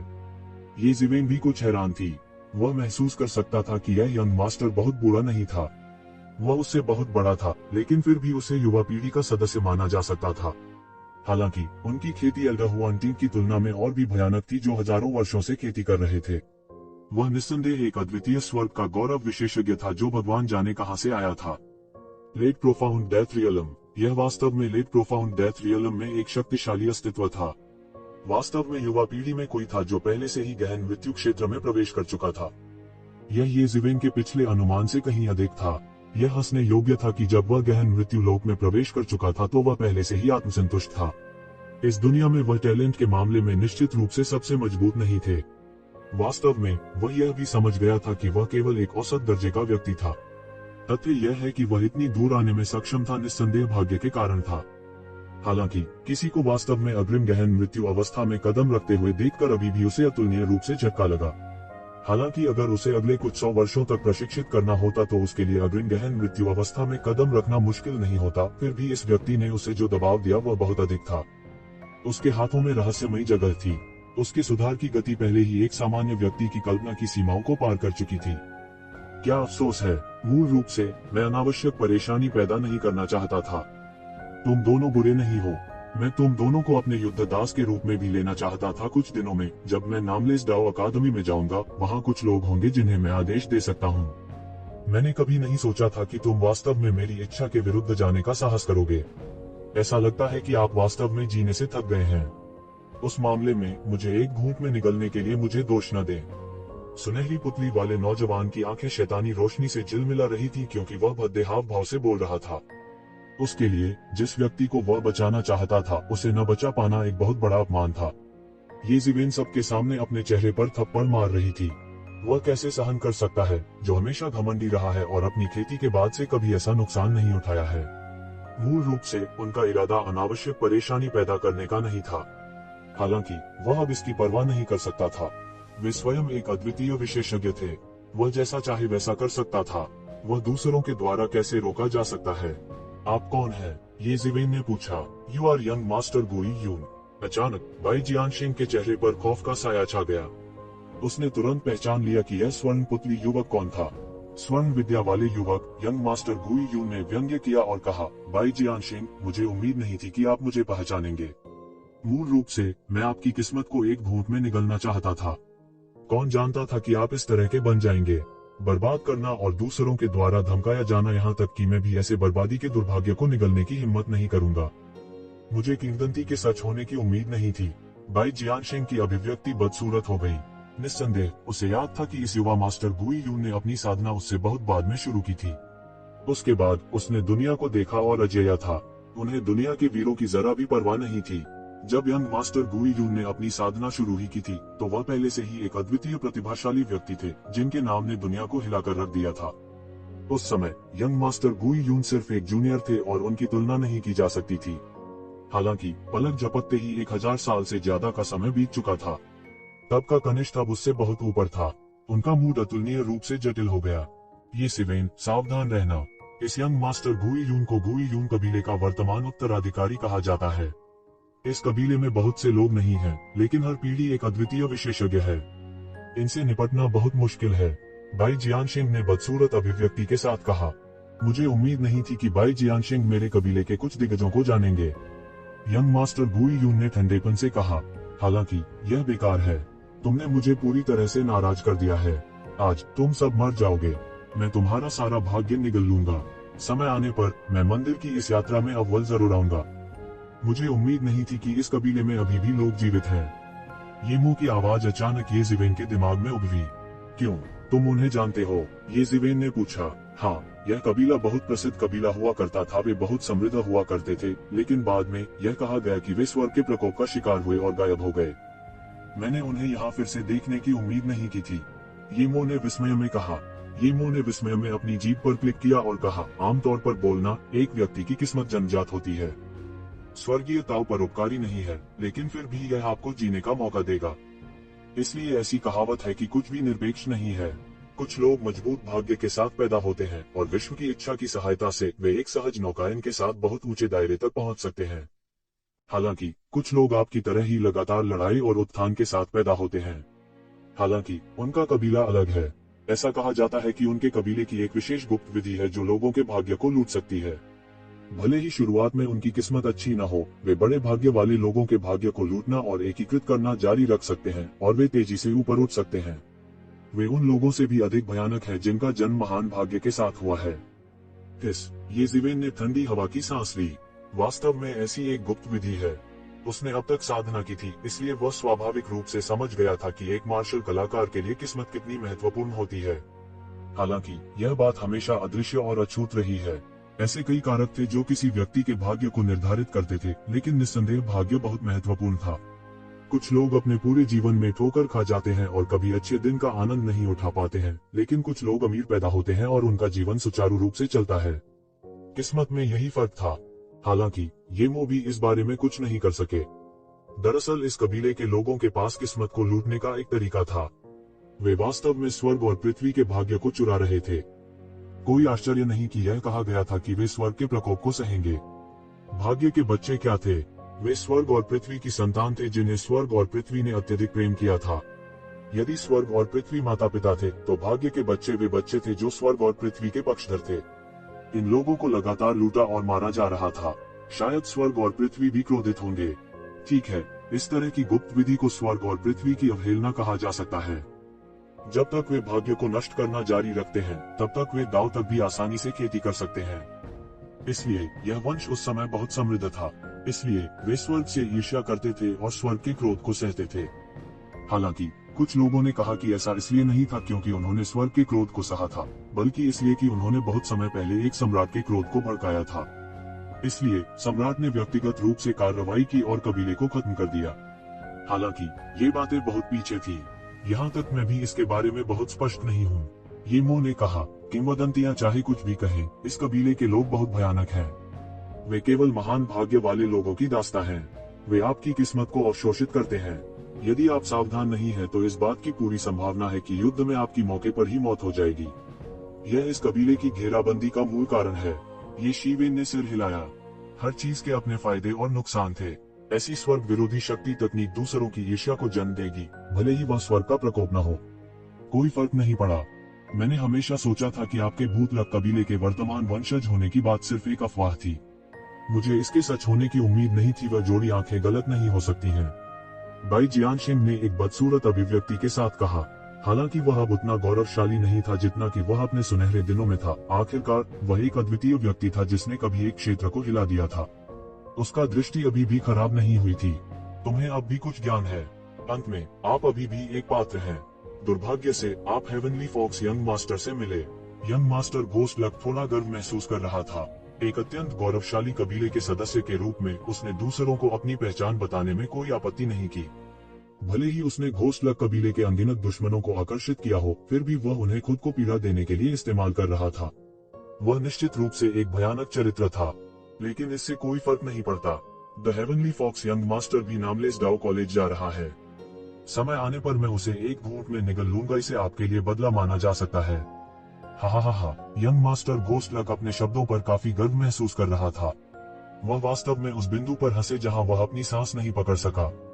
मैं बस बहुत तेज बुद्धि हूँ। जैसा कि अपेक्षित था, मैं तेज तर्रार हूँ। द घोस्ट लक क्लान, मैंने इस कबीले के बारे में दूर की किंवदंतियों में ही सुना है।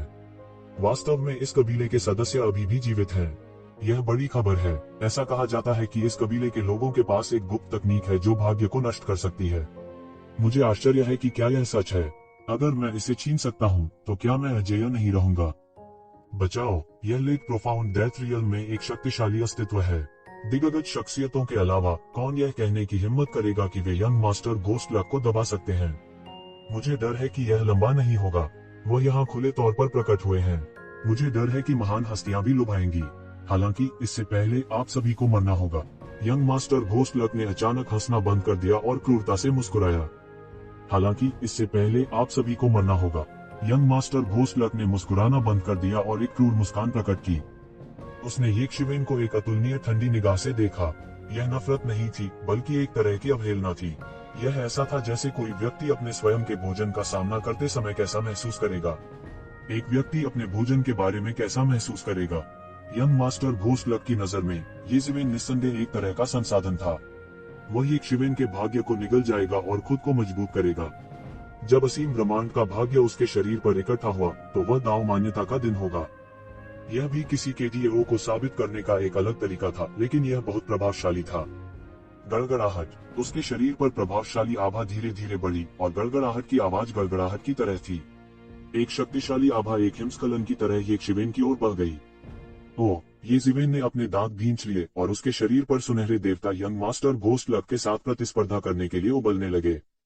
येक्षिवेन की आंखें दृढ़ संकल्प से भरी थीं, लेकिन वह यह भी जानता था कि यंग मास्टर घोस्ट लक की ताकत शायद एल्डहुआंटिंग से अधिक थी। आतंक के मामले में वह और भी ऊंचा था। स्विश। लगभग एक पल में यंग मास्टर घोस्ट लक पहले ही येक शिवेन के सामने आ चुका था।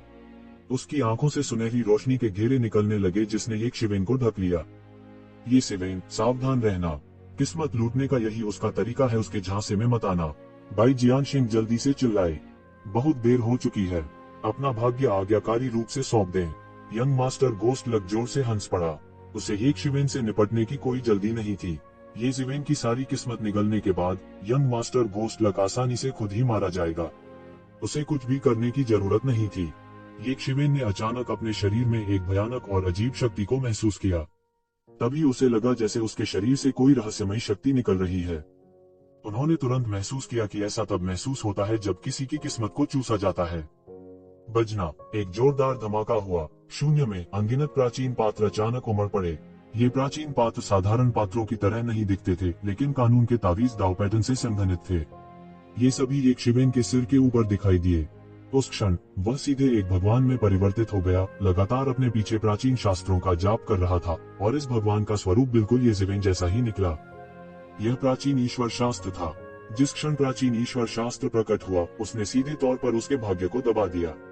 शक्तिहीनता की वह भावना जिसने उसे ऐसा महसूस कराया जैसे कि उसकी ताकत को चूसा जा रहा था, अचानक बिना किसी निशान के गायब हो गया। ये जीवेन, मैं तुम्हारे भाग्य को दबाने के लिए प्राचीन ईश्वर शास्त्र का उपयोग करूंगा, इसलिए तुम्हें उससे डरने की आवश्यकता नहीं है। हालांकि आपके पास प्राचीन ईश्वर शास्त्र है, फिर भी आपकी ताकत उसकी तुलना में बहुत कम है। लंबे समय के बाद प्राचीन ईश्वर शास्त्र आपके भाग्य को दबा नहीं पाएगा। ये मुंह ने कहा। आखिरकार प्राचीन ईश्वर शास्त्र महान दाव की प्राचीन ईश्वर की अपनी समझ थी। यह देवताओं से संबंधित था, इसलिए यह स्वाभाविक रूप से सरल नहीं था। देवताओं ने स्वयं पहले ही 3 लोकों को पार कर लिया था और वे 5 तत्वों से संबंधित नहीं थे। उनकी किस्मत को कौन लूट सकता है? इस तरह का अपरंपरागत तरीका इतनी बड़ी शख्सियत को हिला नहीं पाएगा।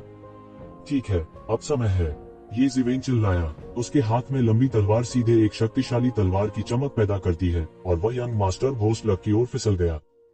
दफन स्वर्ग तलवार, वह चिल्लाया और तलवार की चमक ने तलवारबाजी की एक शक्तिशाली लंबी नदी का निर्माण किया। यह सीधे शून्य में बह गया और सीधे यंग मास्टर घोस्ट लक के सिर पर जा लगा। यंग मास्टर घोस्ट लक की मूल रूप से भयावह और गर्वित अभिव्यक्ति अचानक जम गई। उन्हें ऐसी अप्रत्याशित घटना घटित होने की उम्मीद नहीं थी। उनकी मूल रूप से आत्मविश्वास से भरी जीत वास्तव में येक शिवेन द्वारा अवरुद्ध कर दी गई थी। यह कुछ ऐसा था जो पहले कभी नहीं हुआ था। वह बार बार पीछे हट गया। उसके हाथ लगातार सुनहरी रोशनी को चीर रहे थे, इस शक्तिशाली तलवार के बल को थोड़ा थोड़ा करके मिटा रहे थे, इसे थोड़ा थोड़ा करके मिटा रहे थे। धिक्कार है, तुम्हारे पास क्या तरकीबें हैं? देखो अगर मैं तुम्हें नीचे नहीं ले जाऊं, वह चिल्लाया और उसकी आंखों में जानलेवा इरादे तेज हो गए। यह पहली बार था जब वह किसी ऐसे व्यक्ति से मिला जो अपने घोस्ट लक प्लान की लगभग क्षण तकनीक से निपट नहीं सका। अगर वह इसका कारण नहीं जान पाता तो भविष्य में चैन की नींद नहीं सो पाता। आखिरकार यदि एक शिवेन के पास था तो दूसरों के पास भी हो सकता था। उसे इसका कारण खोजना था और इसे दूर करने के उपाय के बारे में सोचना था। तभी वह मजबूत होना जारी रख सकता है। पीछे हटना। इस समय ये शिवेन ने पहले ही इस मौके का फायदा उठा लिया था और लगातार शून्य में पीछे हटते हुए उन्मत्त होकर पीछे हट गई। जाना, वह बाई जियानशिंग और बाकी लोगों की ओर चिल्लाया। यंग मास्टर घोस्ट लक, जो कि गहरी मौत के दायरे में था, वो कोई नहीं था जिससे ये शिवेन निपट सके। बाई जियानशिंग और बाकी बेवकूफ नहीं थे और उनकी प्रतिक्रिया की गति भी बहुत तेज थी। लगभग उसी समय जब एक शिवेन ने हमला किया, वे पहले ही शहर से बाहर उड़ना शुरू कर चुके थे। स्विश स्विश स्विश, उनमें से कुछ पहले ही शहर से बाहर निकल चुके थे। पलक झपकते ही वे पहले ही बहुत दूर उड़ चुके थे। जाने के बारे में भी मत सोचो। यंग मास्टर घोस्ट लक का चेहरा गुस्से से विकृत हो गया था। उसे बस बरगलाया गया था। यह कुछ ऐसा था जो पहले कभी नहीं हुआ था। यहाँ रहें, वह चिल्लाया और तुरंत एक शिवेन का पीछा किया। यंग मास्टर घोस्ट लक और करीब आ रहा था। लगभग एक पल में वह पहले से ही उनसे बहुत पीछे नहीं था। यंग मास्टर घोस्ट लक की आकृति भूत की तरह अंतरिक्ष में घूमती रही। उसकी रफ्तार भी बेहद तेज थी। हालांकि ये शिवेन की गति भी बहुत तेज थी। बाई जियानशिंग और बाकी की खेती बहुत हीन थी। इसके अलावा उनके चलने की तकनीक भी यंग मास्टर घोस्ट लक से कमतर थी। इस समय यंग मास्टर घोस्ट लक ने उन्हें पहले ही पकड़ लिया था। ये शिवेन ने दांत पीसते हुए कहा, तुम लोग जल्दी से चले जाओ, मैं रुकूंगा और उसे रोकूंगा। उसके पीछे टेम्पेस्ट के पंख फैल गए। कोई बात नहीं, यंग मास्टर घोस्ट लक ने उसे यहाँ फुसलाया था। वह बाई जियानशिंग और बाकी लोगों को नहीं छोड़ सका और खुद ही बच निकला। नहीं, भाई ये यंग मास्टर घोस्ट लग बहुत अजीब है। मैं तुम्हें अकेला कैसे छोड़ सकता हूँ? बाई जियानशिंग ने निर्णायक रूप से कहा। तुम लोगों का रहना बेकार है। तुम्हारी ताकत उससे कहीं कम है। समय आने पर मुझे तुम लोगों के बारे में सोचना होगा। अगर मैं अकेला हूँ तो मैं खुद ही निकल सकता हूँ। तू श्वन चिल्लाया। टेम्पेस्ट विंग्स डोमेन तुरंत यंग मास्टर घोस्ट लग की गति में देरी के लिए फैल गया था। हालांकि बाई जियानशिंग को पता था कि येजिवेन सच कह रही है, फिर भी वो कैसे ये देख सकता है कि येजिवेन यहाँ रुके रहे और इस समय बिना कुछ किए मर जाए। आप में से कोई भी आज नहीं जा सकता, युवा मास्टर घोस्ट लग ने गर्जना की। उनका आभा मंडल आश्चर्यजनक था। उसने येजिवेन के टेम्पेस्ट विंग्स के डोमेन को सीधे विभाजित कर दिया, लेकिन इसने उसकी गतिविधियों को लंबे समय तक विलंबित नहीं किया। भाई ये मुझे रहने दो। ये यंग मास्टर घोस्ट लग बहुत ज्यादा है। आज मैं उसे भाग्य की ऊर्जा की प्रतिक्रिया का स्वाद लेने दूंगा। बाई जियानशिंग ने अपने दांत पीसकर कहा। वह ट्रम्प कार्ड के बिना नहीं था। आज वह इसका इस्तेमाल करने जा रहा था और मौत से लड़ रहा था। अगर येजिवेन और यंग मास्टर घोस्ट लग के बीच ताकत का अंतर इतना बड़ा नहीं था, तो उनके बीच का अंतर, जो केवल शुरुआती प्रोफाउंड डेथ रियलम के चरम पर था, और यंग मास्टर घोस्ट लग के बीच का अंतर स्वर्ग और पृथ्वी जैसा था। तो पर आजा। येजिवेन का गुस्सा पूरी तरह से भड़क गया था। लड़ो लड़ो लड़ो। येजिवेन मूल रूप से यंग मास्टर घोस्ट लग के साथ लड़ना नहीं चाहती थी। अगर वह अब उसके साथ लड़े तो यह दूसरों के लिए बहुत आसान होगा। हालांकि यंग मास्टर घोस्ट लग ने उन्हें जाने नहीं दिया और यह बहुत ज्यादा था। भविष्य की परेशानियों से बचने के लिए वापस लौटना और उसे सीधे मारना बेहतर था। हालांकि वह घोस्ट हॉट फायर फॉर्मेशन का इस्तेमाल नहीं कर पाए, लेकिन ऐसा नहीं था कि उनके पास कोई साधन नहीं था। अगर उसने इमर्जेंस इमोर्टल एक्सटर्मिनेटिंग सेबर का इस्तेमाल किया तो जब तक मौका सही था, वो मौके पर यंग मास्टर घोस्ट लग को मारने में भी सक्षम हो सकता है। हालांकि यह भी संभावना का विषय था। भाग्य के भरोसे अपना भविष्य दांव पर लगाना उसे कभी अच्छा नहीं लगा था, लेकिन इस समय वह इतनी परवाह नहीं कर सकता था। येजिवेन घूमा और अचानक उसके शरीर से एक भयानक आभा फूट पड़ी। उसके शरीर से एक विस्मयकारी आभा मंडल फूट पड़ा। उसका हाथ शून्य की ओर बढ़ा और एक आश्चर्यजनक प्रभावशाली आभा शून्य से फैल गई और फिर थोड़ा थोड़ा करके प्रकट हुई। इस भयानक आभा ने मूल रूप से दीठ यंग मास्टर घोस्ट लग को झकझोर दिया। उसकी आंखें आश्चर्य और संदेह से भर गईं। जाहिर है, इस तुरुप के पत्ते ने उन्हें आशंकित कर दिया था। हालांकि उसे नहीं पता था कि येजिवेन का तुरुप का पत्ता क्या है, बस यह प्रस्तावना पहले से ही इतनी भयानक थी। उसे डर था कि यह तुरुप का इक्का अत्यंत भयानक होगा। यंग मास्टर, बेहतर होगा कि हम उससे आमने सामने न लड़ें। अगर हम इस वजह से गंभीर रूप से घायल हो जाते हैं और मंदिर में विरासत छीन ली जाती है, तो लाभ नुकसान की भरपाई नहीं कर पाएंगे। जब विरासत प्राप्त हो जाती है तो यंग मास्टर गहन मृत्यु क्षेत्र के शिखर पर पहुंच जाएगा और आप निश्चित रूप से पौराणिक क्षेत्र के नीचे सबसे मजबूत व्यक्ति होंगे। ये लोग सिर्फ जोकरों की टोली है। उनकी तुलना यंग मास्टर से कैसे की जा सकती है? उसके दिमाग में पुरानी आवाज गूंज उठी। जब यंग मास्टर घोस्ट लग ने देखा कि येजिवेन का आभामंडल मजबूत हो रहा है, तो उनकी आंखों में आश्चर्य और संदेह और भी गहरा हो गया। इस समय वह धीरे धीरे शांत हो गया। हालांकि वह अभी भी येजिवेन की खाल उतारना चाहता था, लेकिन जब उसे लगा कि वह गंभीर रूप से घायल हो सकता है और दूसरे उसकी कमजोरी का फायदा उठा सकते हैं, तो वह झिझक गया। मूल रूप से उन्होंने सोचा कि यह एक साधारण मामला होगा। कौन जानता था कि इतनी बड़ी लहर उठेगी कि वह घबरा गया। इसके अलावा उसके लिए उसका सबसे मजबूत साधन, घोस्ट लग कबीले की गुप्त तकनीक, वास्तव में येजिवेन पर काम नहीं करती थी। इससे उनका आत्मविश्वास थोड़ा कम हुआ। मैं तुम लोगों को आज जाने दूंगा। अगली बार तुम इतने भाग्यशाली नहीं रहोगे। यंग मास्टर घोस्ट लग ने ठंडेपन से सूंघा। वह तुरंत घूमा और वापस मिट्टी के शहर में चला गया। यह देखकर कि यंग मास्टर घोस्ट लग डर गया था, सभी ने अनिच्छा से राहत की सांस ली। वह करीब था। मैं उसके द्वारा लगभग मारा गया था। युवक, ये शान मदद नहीं कर सकता था और ऐसा लगता था जैसे वह अभी अभी किसी आपदा से बचा हो। इस बार यह कहा जा सकता है कि उसने जीवन और मृत्यु का 2 बार अनुभव किया था और हर बार पिछली बार से अधिक भयानक था। विशेष रूप से वह यंग मास्टर घोस्ट लग जैसे शक्तिशाली व्यक्ति से मिलने में सक्षम था, जो उसका दुश्मन भी था। वह बेहद खुशकिस्मत थे कि 2 बार मौत से बचने में सफल रहे। येजिवेन ने भी राहत की सांस ली। हालांकि उन्होंने इमर्जेंस इमोर्टल एक्सटर्मिनेटिंग सेबर का उपयोग करने की योजना बनाई, लेकिन वे आश्वस्त नहीं थे। उनके पास बहुत सारे तुरुप के पत्ते थे। घोस्ट हॉट फायर अरे के अलावा उसके पास अभी भी कुछ अन्य तरकीबें थीं। हालांकि उसे विश्वास नहीं था कि वह एक झटके में यंग मास्टर घोस्ट फॉर्चून को घायल कर सकता है या मार भी सकता है। दोनों पक्षों के बीच शक्ति में अंतर के कारण भले ही उसके पास तुरुप के पत्ते हों, वह उनका बार बार उपयोग नहीं कर सकता था। अधिक से अधिक वह उन्हें केवल एक बार ही उपयोग कर सकता था। अगर उसे मजबूर नहीं किया गया था तो वह इतना जिद्दी नहीं होना चाहता था। सौभाग्य से यंग मास्टर घोस्ट फॉर्चून अंत में डर गया। मुझे खेद है भाई बाय, आज की घटना इसलिए हुई क्योंकि मेरा नियू शेंग और अन्य लोगों के साथ विवाद था। ये शान ने आगे कदम बढ़ाया और अपने चेहरे पर क्षमा प्रार्थी भाव के साथ कहा, यह कुछ भी नहीं है, इस मामले को आप पर दोष नहीं दिया जा सकता। यह नियू शेंग था जिसने जानबूझकर हमें उकसाया। जब तक हम उसका सामना कर रहे थे वह हमें इतनी आसानी से कैसे जाने दे सकता था। भाई जियान शेंग ने मुस्कुराते हुए कहा, मुझे आज के लिए भाइये का शुक्रिया अदा करना है। भाइये की मदद के बिना मुझे डर है कि हम आज बच नहीं पाएंगे। यह कुछ भी नहीं है, यह मेरी ओर से एक छोटा सा प्रयास है। ये जिवेन ने अपना हाथ हिलाया और कहा, नियू शेंग से छुटकारा पाना वास्तव में उसके लिए उंगली उठाने जितना ही आसान था। किसने सोचा होगा कि यंग मास्टर घोस्ट लग जैसा बड़ा शॉट इस झंझट में छिपा होगा। ऐसा ही एक पात्र निकाला गया था। ये सभी अप्रत्याशित घटनाएं थी जिनका अनुमान नहीं लगाया जा सकता था। किसी भी मामले में भाई ये हमारे रक्षक हैं। अगर आपको भविष्य में किसी चीज की जरूरत है तो आप हमें खोजने के लिए बाई कबीले में आ सकते हैं। वैसे तो मैं आपका परिचय देना भूल ही गया, इस शरारती लड़की का नाम यून रॉ है। वह हाल के वर्षों में यून कबीले में एक दुर्लभ प्रतिभा है। यह ये शान है, क्यू शान में ये कबीले की नई पीढ़ी का एक उत्कृष्ट व्यक्ति भाई जियान शेंग ने पेश किया। क्यू शान का ये वंश। ये जिवेन की आंखें अचानक चमक उठी।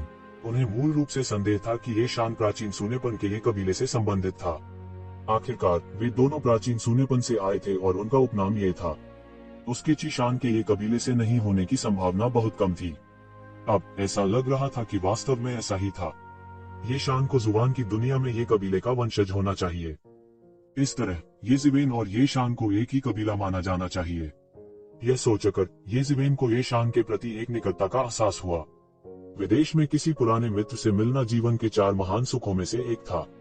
कहने की बात नहीं है, ये शान अपने ही वंश के लोगों में से एक था, इसलिए स्वाभाविक रूप से वह बहुत खुश था। हालांकि उनका इस मामले का खुलासा करने का कोई इरादा नहीं था। आखिरकार उन्हें गहन दुनिया में मानव जाति की वर्तमान स्थिति का पता लगाना अभी बाकी था। भाई बाय, मेरा मजाक मत उड़ाओ। मैं किस तरह का उत्कृष्ट व्यक्ति हूँ। मैं लगभग मारा ही गया था। अगर भाई ये की मदद नहीं होती तो मैं बहुत पहले मर गया होता। इस बार मैं पूरी तरह से समझ गया हूँ कि कुछ 100 वर्ष की आयु में गहन जीवन क्षेत्र में साधना करने में सक्षम होने का क्या अर्थ है। मैंने सोचा कि यह पहले से ही अद्भुत था। चाहे जो भी हो, मुझे इस दुनिया में एक शीर्ष व्यक्ति माना जा सकता है। हर कोई कहता है कि हुआन दुनिया में गहरा क्षेत्र एक बड़ा शॉट है। मैं इसके बारे में संतुष्ट था, लेकिन अंत में मुझे एहसास हुआ कि मैं जुबान की दुनिया में सिर्फ एक कचरा हूँ। ये शान ने अपना हाथ हिलाया और शर्मिंदगी में अपना सिर रगड़ते हुए कहा। हालांकि वह थोड़ा बोला था, वह मूर्ख नहीं था। इसके विपरीत वह काफी चतुर था।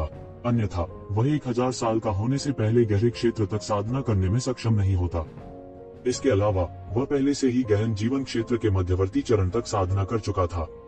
यदि ये जिवेन जैसी राक्षसी प्रतिभा को ध्यान में नहीं रखा गया तो वह पहले से ही अपनी उम्र के लिए इस स्तर तक साधना करने के लिए उत्कृष्ट माना जा सकता था।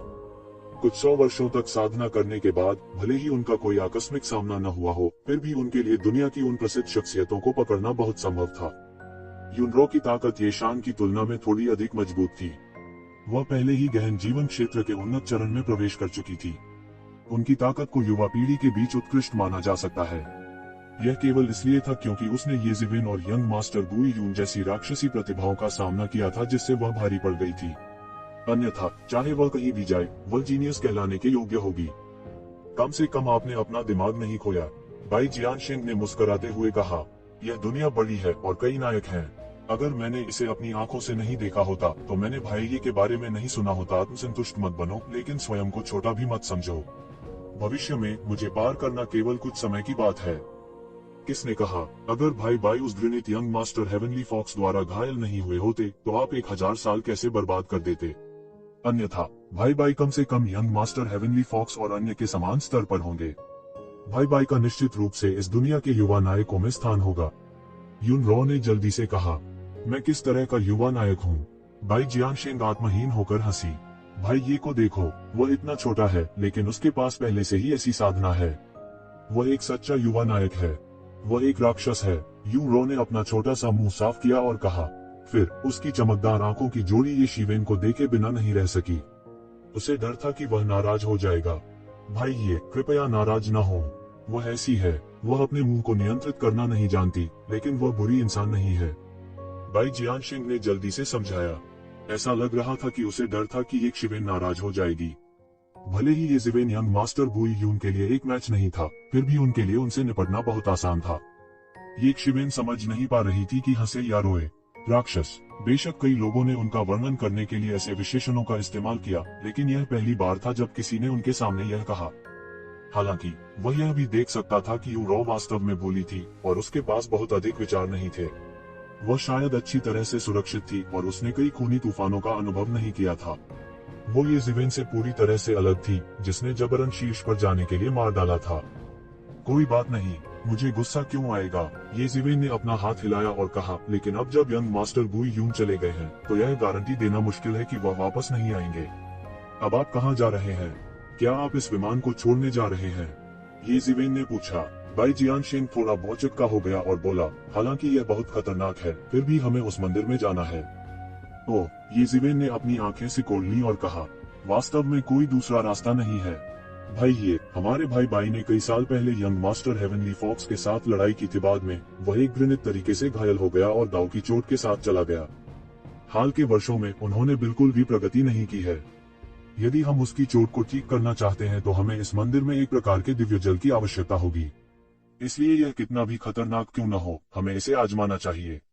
अगर हम इसे ढूंढ सकते हैं और भाई बाई की चोट को ठीक कर सकते हैं, तो भाई बाई भी गुमनाम दाव कॉलेज में जगह के लिए लड़ सकते हैं। यह अफसोस की बात होगी अगर हम इसी तरह हार मान लेते हैं। यून रॉ ने समझाया। तो यह ऐसा ही है। ये शिवेन ने अंदर ही अंदर सिर हिलाया। अगर वह होते तो ऐसे मौके को हाथ से नहीं जाने देते। मौत से लड़ना बिल्कुल भी मौका न मिलने से कहीं बेहतर था। मैंने ब्रदर ये को एक चुटकुला देखने दिया है, लेकिन यह वास्तव में मेरा एकमात्र मौका है। अगर मैं इस बार अनाम दाव कॉलेज के उद्घाटन से चूक गया, तो मुझे डर है कि मैं अगले एक में भाग नहीं ले पाऊंगा। बाई जियानशिंग ने दृढ़ भाव के साथ कहा। सभी के लिए यह अपनी किस्मत बदलने का मौका था। तो यह कितना भी खतरनाक क्यों ना हो, मुझे इसे आजमाना होगा। अगर ऐसा है तो मैं आपको नहीं रोकूंगा, लेकिन आप कैसे जानते हैं कि इस मंदिर में ऐसा दिव्य जल है? ये शिवेन ने पूछा। मैं इसे भाई ये से नहीं छिपाऊंगा। वास्तव में इस विमान पर कभी एक दैवीय धर्म का शासन था। यह दैवीय धर्म उस देवता के अधीन है। हमारे बाई परिवार का इस दैवीय धर्म से संबंध था, इसलिए हम जानते हैं कि इस दैवीय धर्म में एक ऐसा दिव्य जल है जो दाव की चोट को ठीक कर सकता है। मुझे नहीं पता कि मंदिर में यह है या नहीं, लेकिन अगर एक छोटा सा मौका भी है तो मुझे इसे आजमाना होगा। बाई जियानशिंग ने कहा। अच्छा ऐसा है। ये शिवेन ने सिर हिलाया, लेकिन वह थोड़ा हैरान भी था। एक योद्धा के लिए दाव की चोट निस्संदेह एक प्रकार की निराशा थी। शारीरिक चोटें योद्धाओं के लिए कुछ भी नहीं थीं। जब तक वे मौके पर नहीं मरते, वे अपनी मजबूत रिकवरी क्षमता के साथ जल्दी ठीक हो सकते थे। एकमात्र परेशानी आत्मा और आत्मा को लगी चोटें थी, जिनका इलाज करना बहुत मुश्किल था। दाव की चोटों का इलाज आत्मा और आत्मा की चोटों की तुलना में और भी कठिन था। इसका इलाज करने का लगभग कोई तरीका नहीं था। यह किसी की मार्शल आर्ट में दरार थी। इसे देखा या छुआ नहीं जा सकता था, लेकिन यह एक वास्तविक चोट थी। एक बार दाव गंभीर रूप से क्षतिग्रस्त हो गया और एक दाव चोट बन गई, तो इसका इलाज करने का लगभग कोई तरीका नहीं था। ये शिवेन थोड़ा हैरान थी कि इस मंदिर में इतना जादुई दिव्य जल था। उस मामले में चलो अलविदा, ये शिवेन ने अपने हाथों को सहलाते हुए कहा। वह हार नहीं मानना था और यंग मास्टर गुई यून की वजह से भागना उसके लिए और भी असंभव था। हालांकि उनकी अपनी योजनाएं थी और उन तीनों के साथ यात्रा करना उनके लिए सुविधाजनक नहीं था। अच्छा, यह तो अच्छी बात है। पहाड़ नहीं बदलेंगे और नदियां सदा बहती रहेंगी। अगर भविष्य में कोई मौका है, भाई ये कृपया उत्तरी मानव जाति की पैतृक भूमि पर जाएं।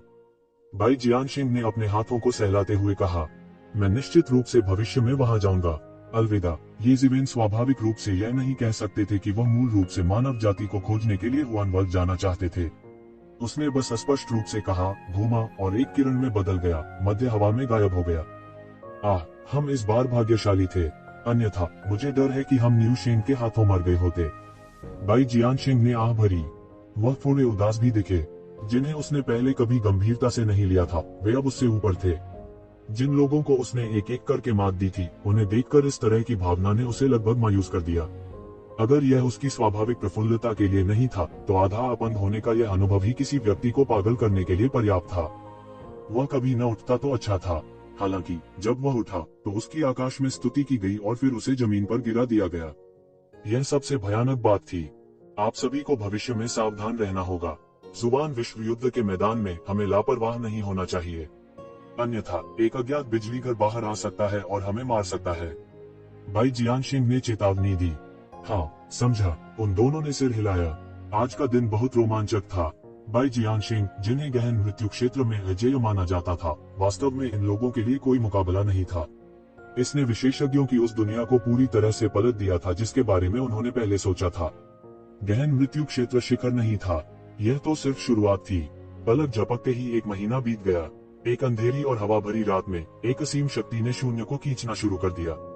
रेत के नीचे धीरे धीरे धरती की सतह से एक मंदिर उभरा। कोई भी राजसी और शानदार भावना का वर्णन करने में सक्षम नहीं था। रेत और धूल की असीम भूमि पर एक दिव्य महल समुद्र की सतह से उभरे एक विशालकाय की तरह दिखाई दिया। गड़गड़ाहट, पूरा मैदान हिंसक रूप से कांपने लगा, मानो किसी प्रकार के तीव्र घर्षण को सहन कर रहा हो। एक भयानक शक्ति भीतर से फैल गई। आसमान में सूरज की रोशनी पहले से ही पूरी तरह से ढकी हुई थी, जिससे एक बेहद भयानक दृश्य बन रहा था। एक भयानक शक्ति द्वारा अंतहीन रेत को बहा दिया गया था, जिसने पूरे दिव्य महल को ढकने वाले एक विश्व कपकपी रेत के तूफान का निर्माण किया था। यह बेहद शानदार लग रहा था। सभी जानते थे कि जिस मौके का उन्हें इंतजार था वह आखिरकार आ ही गया। हालांकि बालू के तूफान के कारण दिव्य महल की संपूर्णता को दूरी में देखना असंभव था, लेकिन केवल सिलहूट ही सभी को चौंका देने के लिए पर्याप्त था। Swoosh, swoosh, swoosh. इस समय प्रकाश की असंख्य किरणें लगातार आकाश में चमकती रहती हैं। एक पल में 1000 से अधिक शक्तिशाली गहन क्षेत्र विशेषज्ञों का राजसी आभा आकाश में फैल गया। कोई पीछे नहीं रहना चाहता था।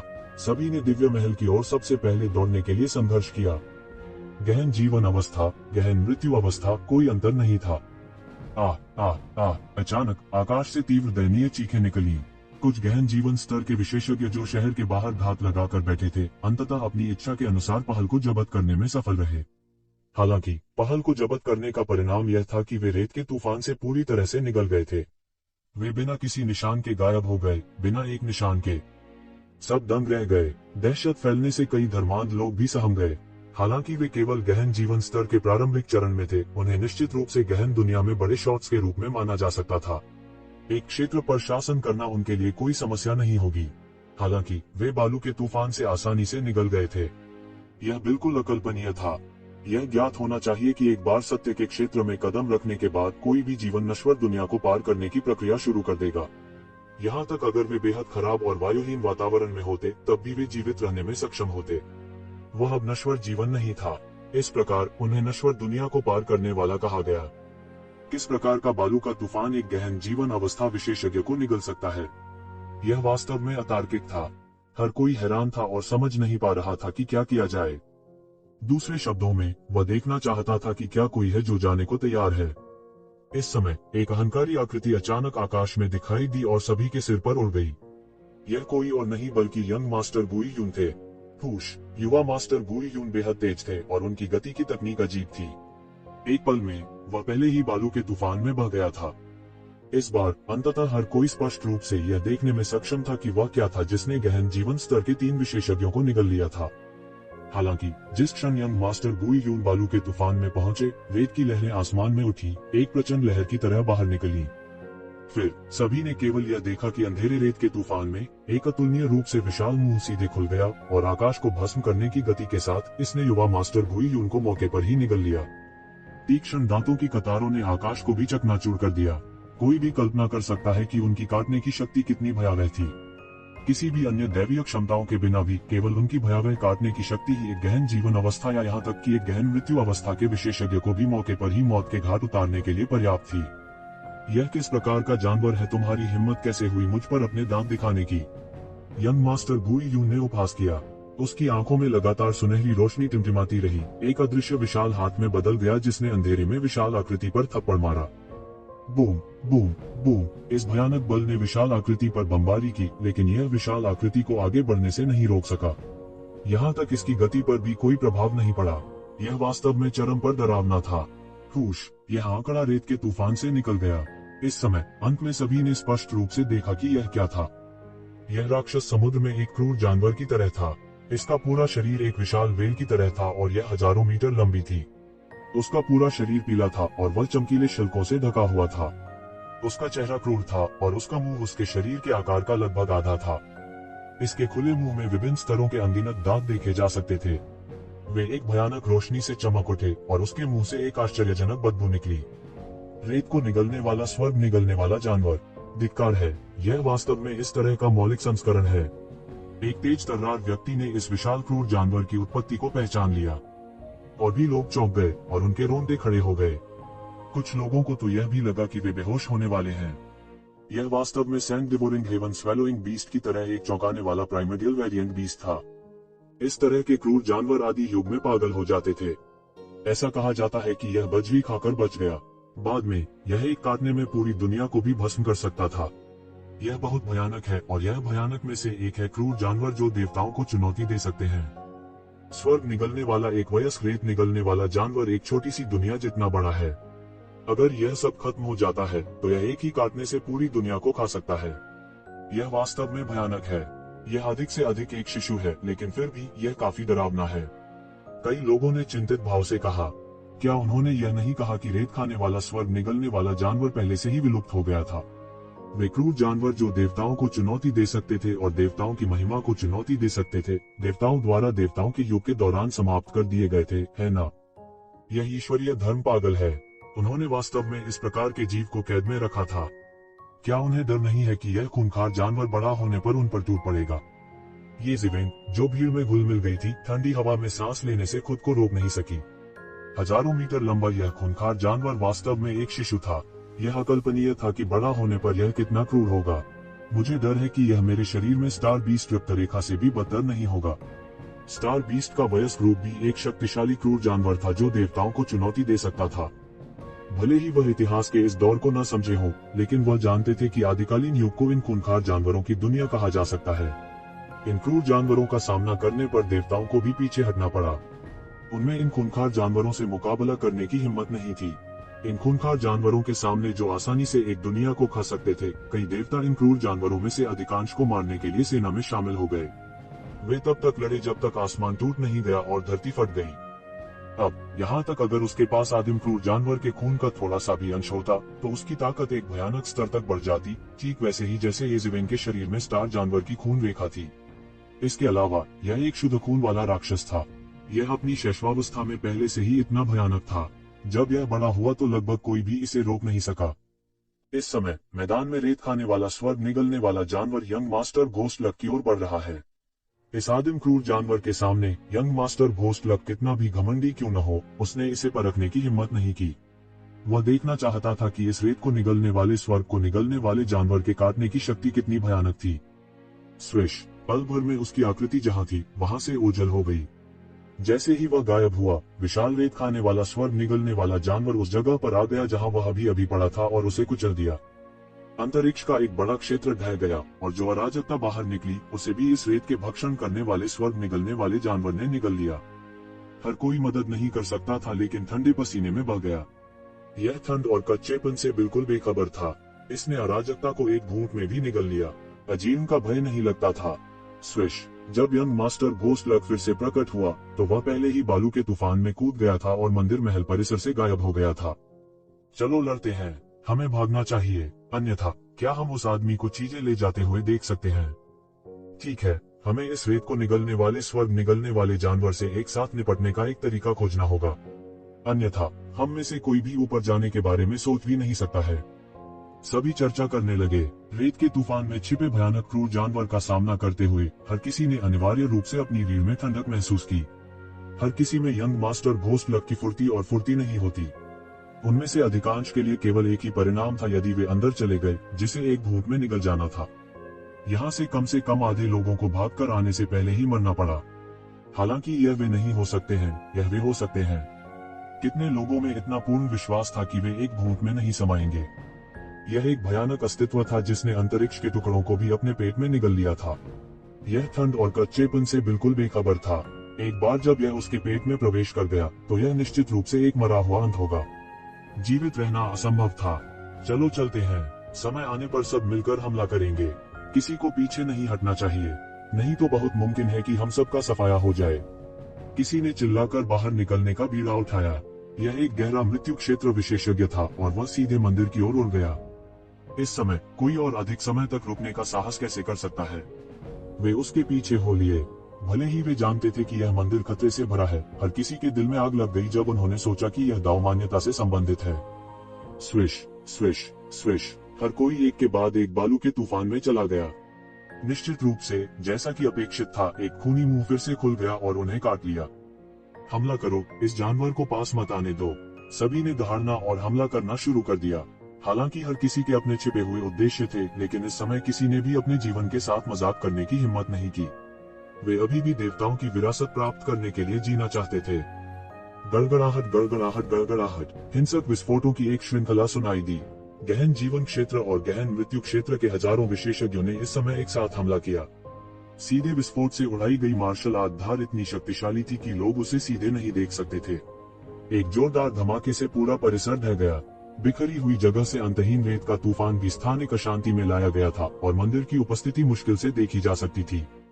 यह राजसी महलों का एक समूह था जो एक अजीब रोशनी से झिलमिलाता था। इसकी एक अज्ञात स्थापत्य शैली थी और महलों के ऊपर कई मूर्तियां खड़ी की गई थीं। इन मूर्तियों को दूर से देखने पर रीढ़ की हड्डी में ठंडक महसूस होती है। इससे सभी को यह समझ में आ गया कि भले ही यह मंदिर किसी प्रकार का दुष्ट पंथ नहीं था, यह कमोबेश वैसा ही था। शायद वे किसी प्रकार के दुष्ट देवता की पूजा कर रहे थे, अन्यथा वे रेत को निगलने वाले, स्वर्ग को निगलने वाले जानवर की तरह एक भयानक अस्तित्व को भी क्यों पालेंगे। वे बस पागलों का एक समूह थे। हालांकि इस समय किसी का इस ओर ध्यान देने का मूड नहीं था। उन्होंने केवल एक विशाल गर्जना सुनी और 1000 मीटर लंबी विशालकाय रेत में गिर गई। प्रोफाउंड लाइफ रियलम के ऊपर हजारों विशेषज्ञों के संयुक्त हमले से यह नष्ट हो गया। यहाँ तक उसके शरीर के शिल्कों में भी दरारें पड़ गई थीं। हालांकि इसमें कुछ ही दरारें नजर आईं। इस तरह की एक शक्तिशाली रक्षा ने सभी को अनजाने में ठंडी हवा की सांस लेने का कारण बना दिया। यदि यह जारी रहा तो वास्तव में इस रेत को निगलने वाले, स्वर्ग निगलने वाले जानवर को चोट पहुंचाना मुश्किल होगा। भीड़ में जो देखा उससे ये ज़िवेन भी हैरान रह गए। हालांकि स्टार बीस्ट को एक अजेय शरीर के लिए जाना जाता था, रक्षा के मामले में यह अभी भी sand devouring heaven swallowing beast से कुछ स्तर कम था। यह इसकी असीम शक्ति में अधिक परिलक्षित होता था। हालांकि वे दोनों आर्कियन भयंकर जानवर के रूप में जाने जाते थे, फिर भी उनके बीच एक बड़ा अंतर था।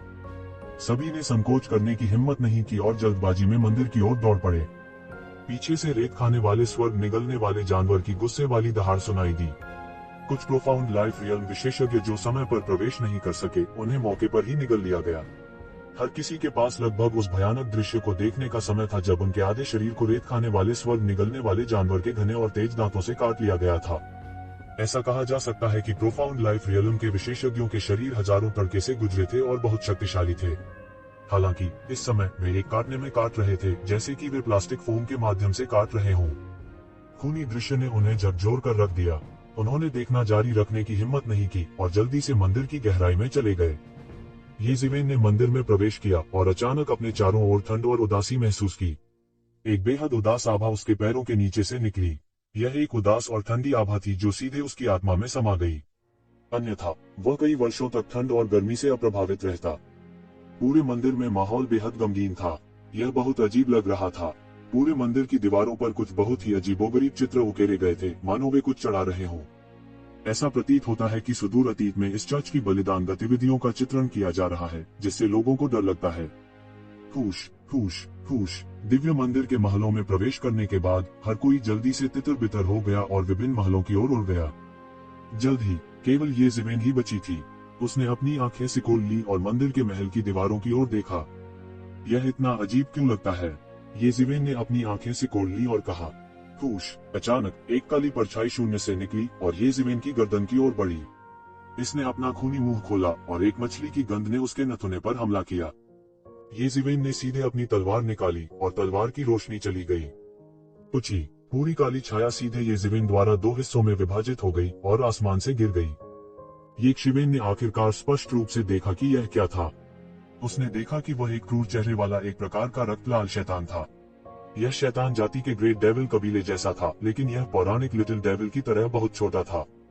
हालांकि इस समय यह ज़िवेन की तलवार से दो हिस्सों में विभाजित हो गया था और अप्रत्याशित रूप से खून के पूल में बदल गया था।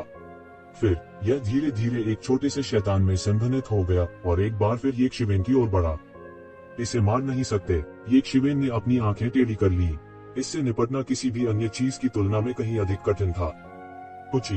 ये जीवेन ने एक बार फिर इस छोटे से शैतान के शरीर पर सटीक वार किया और वह दो हिस्सों में बंट गया। उन्होंने पाया कि यह छोटा शैतान फिर से संघनित करने के बाद मूल से थोड़ा छोटा था और तभी उसे राहत महसूस हुई। यह पता चला कि इस प्रकार का पुनः संघनन मूल्य के बिना नहीं था। साधारण प्राणी अमर और अविनाशी कैसे हो सकते हैं, भले ही यह एक ईश्वर ही क्यों न हो। यदि इसे दो हिस्सों में विभाजित कर दिया जाता तो शायद इसकी जीवन शक्ति को बहुत नुकसान पहुंचता। पूछी पूछी पूछी। ये जीवेन की तलवार बार बार कटी। जब ये जीवेन ने 10वीं बार काट दिया तो यह अमर लगने वाला छोटा शैतान फिर से संघनित होने में पूरी तरह से असमर्थ था। यह क्या बकवास है। ऐसा लगता है जैसे किसी प्रकार की हीन आत्मा ने खुद को किसी प्रकार की ऊर्जा से जोड़ लिया है। ये जीवेन ने भौहें चढ़ाकर कहा। आ आ आ। दूर महल में लगातार चीख पुकार मच रही थी। ऐसा लगता था कि इस छोटे से शैतान ने बहुत से लोगों को मार डाला था। हर कोई ये जीवेन जैसा नहीं हो सकता था और इन लिटिल डेविल्स को आसानी से मार सकता था। ये जीवेन जल्दी से अंदर गया और लगभग हर महल में उसे इस तरह की चीख लगातार सुनाई दे रही थी। यह बहुत भयानक था और यह महल में गूंज रहा था। मानव, तुम बहुत साहसी हो। वास्तव में ऐसी स्थिति में तुम प्रत्यावर्तन करने का साहस करते हो। ऐसा लगता है कि तुम लालच में अंधे हो गए हो। अचानक यक्षवेन के पीछे से एक अतुलनीय पुरानी आवाज आई। फिर एक अतुलनीय रूप से जोर का धमाका सुना गया, जिसके बाद जोर से फटने की आवाज आई। शून्य से प्रकाश की एक चौंकाने वाली किरण उतरी। टकराना टकराना टकराना। इस महत्वपूर्ण क्षण में येजीवेन ने खुद को बचाने के लिए अपने स्टॉर्म विंग्स का इस्तेमाल किया। हालांकि उसका पूरा शरीर एक गुब्बारे की तरह था और रुकने से पहले वह लगातार कुछ बार जमीन पर उछला। उसे अपने शरीर में घुटन और गले में एक मीठा स्वाद महसूस हुआ। वह वास्तव में गंभीर रूप से घायल हो गया था। उन्होंने जबरदस्ती अपनी चोटों को दबा दिया और अपने शरीर पर घावों को ठीक करने के लिए फीनिक्स रीजनरेशन तकनीक का इस्तेमाल किया। उसने पीछे मुड़कर देखा तो एक बूढ़ा आदमी दिखाई दिया जिसका पूरा शरीर साय से ढका हुआ था। उसका चेहरा स्पष्ट रूप से नहीं देखा जा सकता था और वह मुश्किल से ही यह पता लगा सका था कि यह एक बूढ़े चेहरे वाला एक बूढ़ा व्यक्ति था। उसका फिगर लंबा नहीं था, लेकिन उसमें भयानक दबाव था।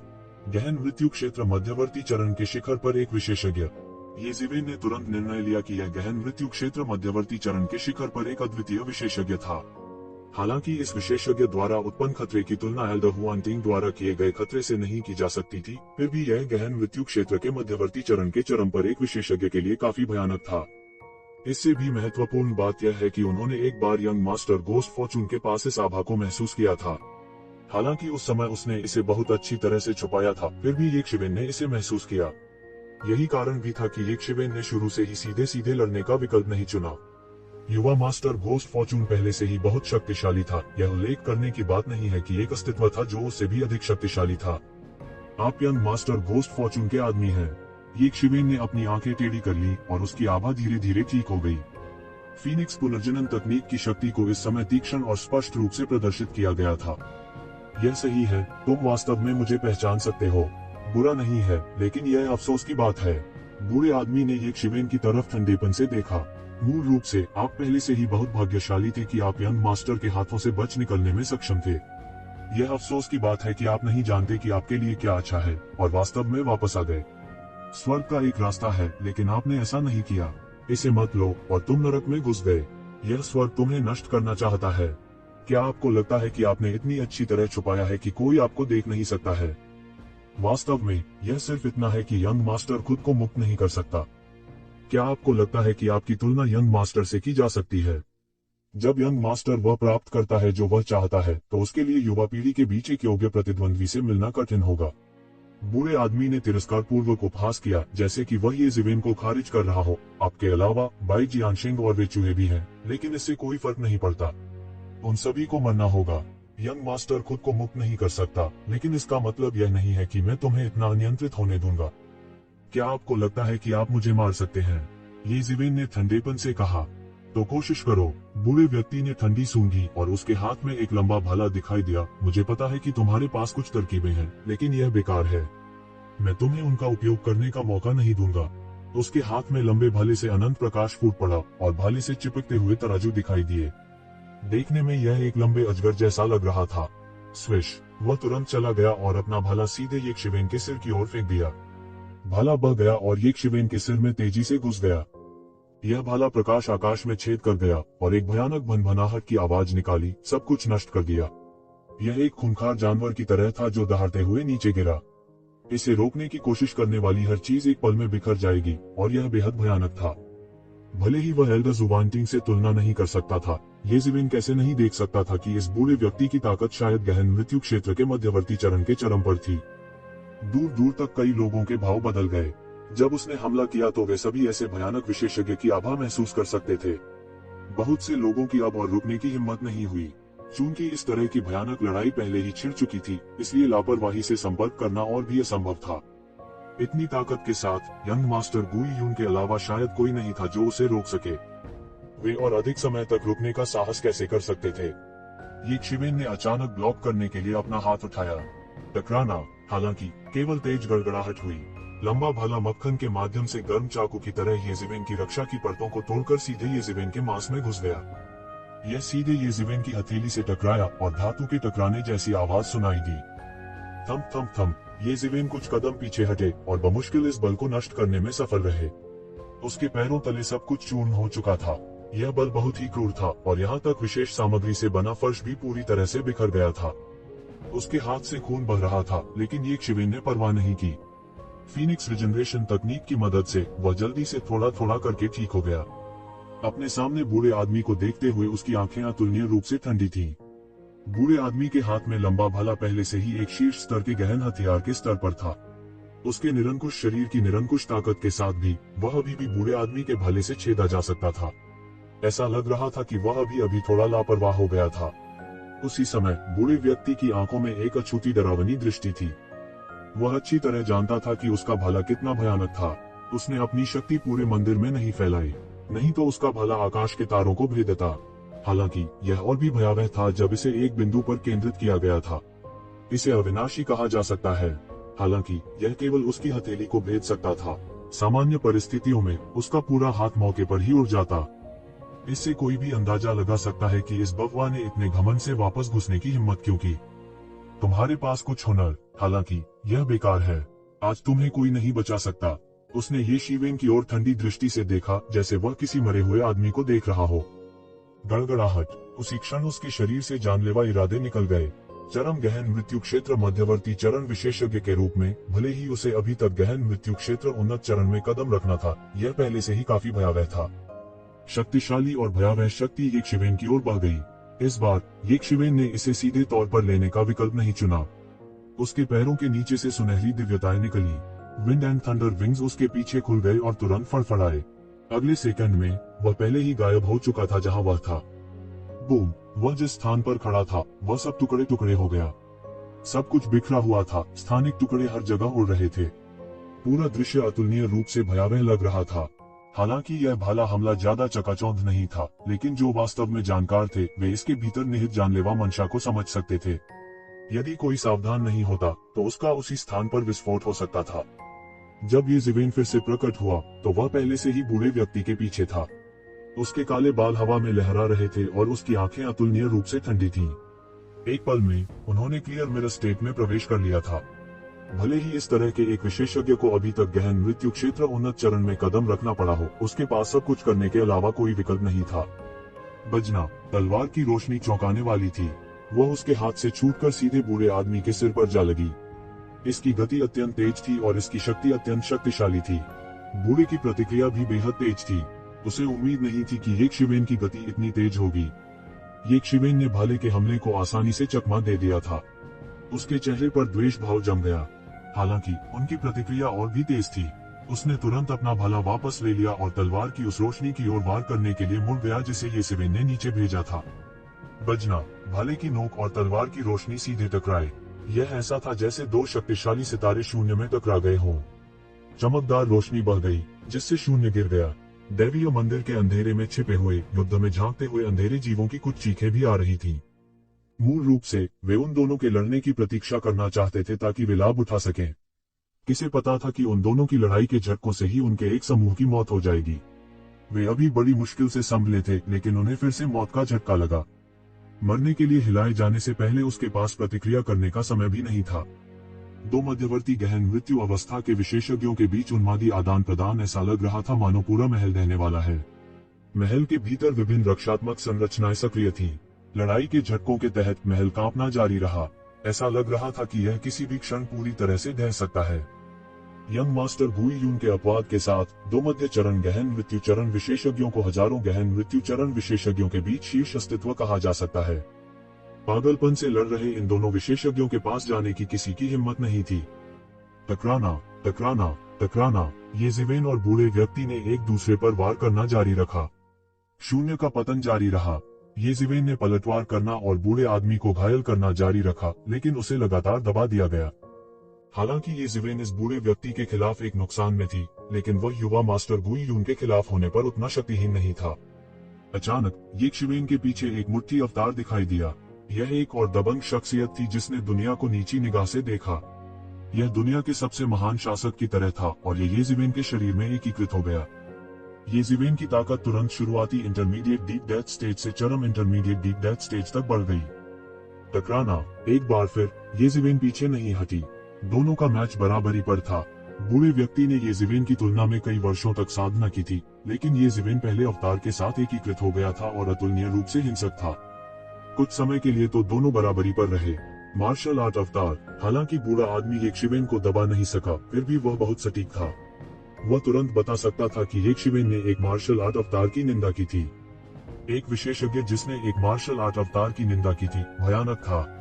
उनमें से हर एक भयानक था। न केवल इसका मतलब यह था कि वे अत्याचारी और भयानक थे, बल्कि सबसे महत्वपूर्ण बात यह थी कि मार्शल आर्ट अवतार जारी होने के बाद उनकी युद्ध शक्ति थोड़े समय में एक पृथ्वी बिखरने वाले परिवर्तन से गुजरेगी। यह एक गुप्त तकनीक की तरह था, लेकिन इसका कोई दुष्प्रभाव नहीं था और इसे किसी भी समय स्वतंत्र रूप से इस्तेमाल किया जा सकता था। उस समय ये जिवेन और जून दिंगटियन एक जैसे क्षेत्र में थे। हालांकि एक शिवेन का कौशल जून दिंगटियन से थोड़ा हीन था, लेकिन यह दुनिया से अलग होने की हद तक नहीं था। हालांकि वास्तविक परिणाम यह था कि जून दिंगटियन द्वारा ये जिवेन के साथ दुर्व्यवहार किया गया था। ये शिवेन के डेब्यू के बाद से यह उन कुछ लड़ाइयों में से एक थी जहां वो वापस लड़ भी नहीं सकता था। हालांकि वह अपनी ऊर्जा का उपभोग करके जून दिंगटियन को पीछे हटने के लिए मजबूर करने में कामयाब रहे। यह केवल इसलिए था क्योंकि ये जिवेन के पास फीनिक्स रीजनरेशन जैसी स्वर्ग विरोधी तकनीक थी। कोई और होता तो जान से मार देता।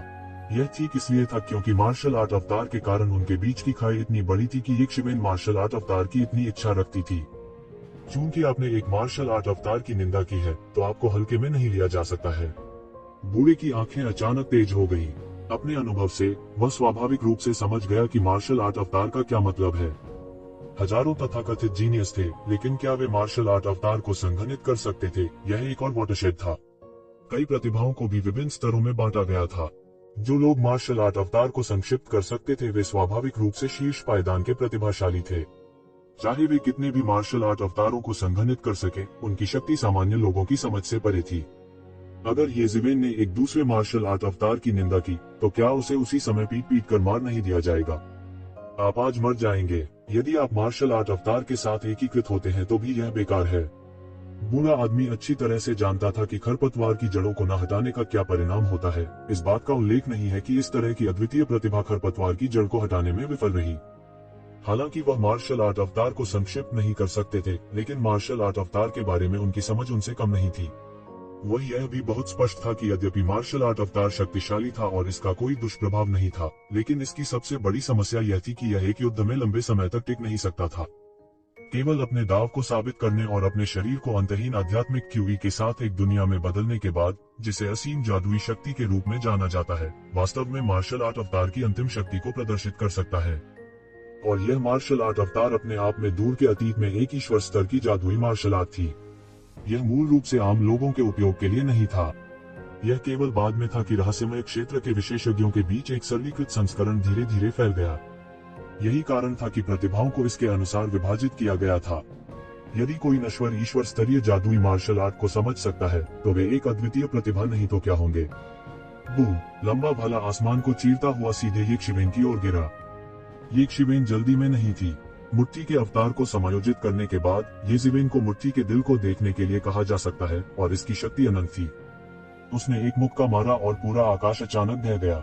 यह गिरने वाले भाले के प्रकाश के साथ जैसे को तैसा था, और अप्रत्याशित रूप से यह बिल्कुल भी नुकसान में नहीं था। चलो फिर से लड़ते हैं, देखो कहीं मैं आज तुम्हें मार न दूं। बूढ़ा अत्याचारी रूप से दहाड़ा। इस समय उसका अत्याचारी स्वभाव पूरी तरह प्रकट हो गया था। हालांकि उसे उम्मीद नहीं थी कि ये शिवेन उसके जैसे स्तर पर नहीं होगी। येज़ेबेल एक झटके में बीच हवा में गायब हो गई। थोड़ा कमीने, तुम कहाँ जा रहे हो? उसने तुरंत यक्षवेन का पीछा किया, अपने गुस्से को रोक नहीं पाया।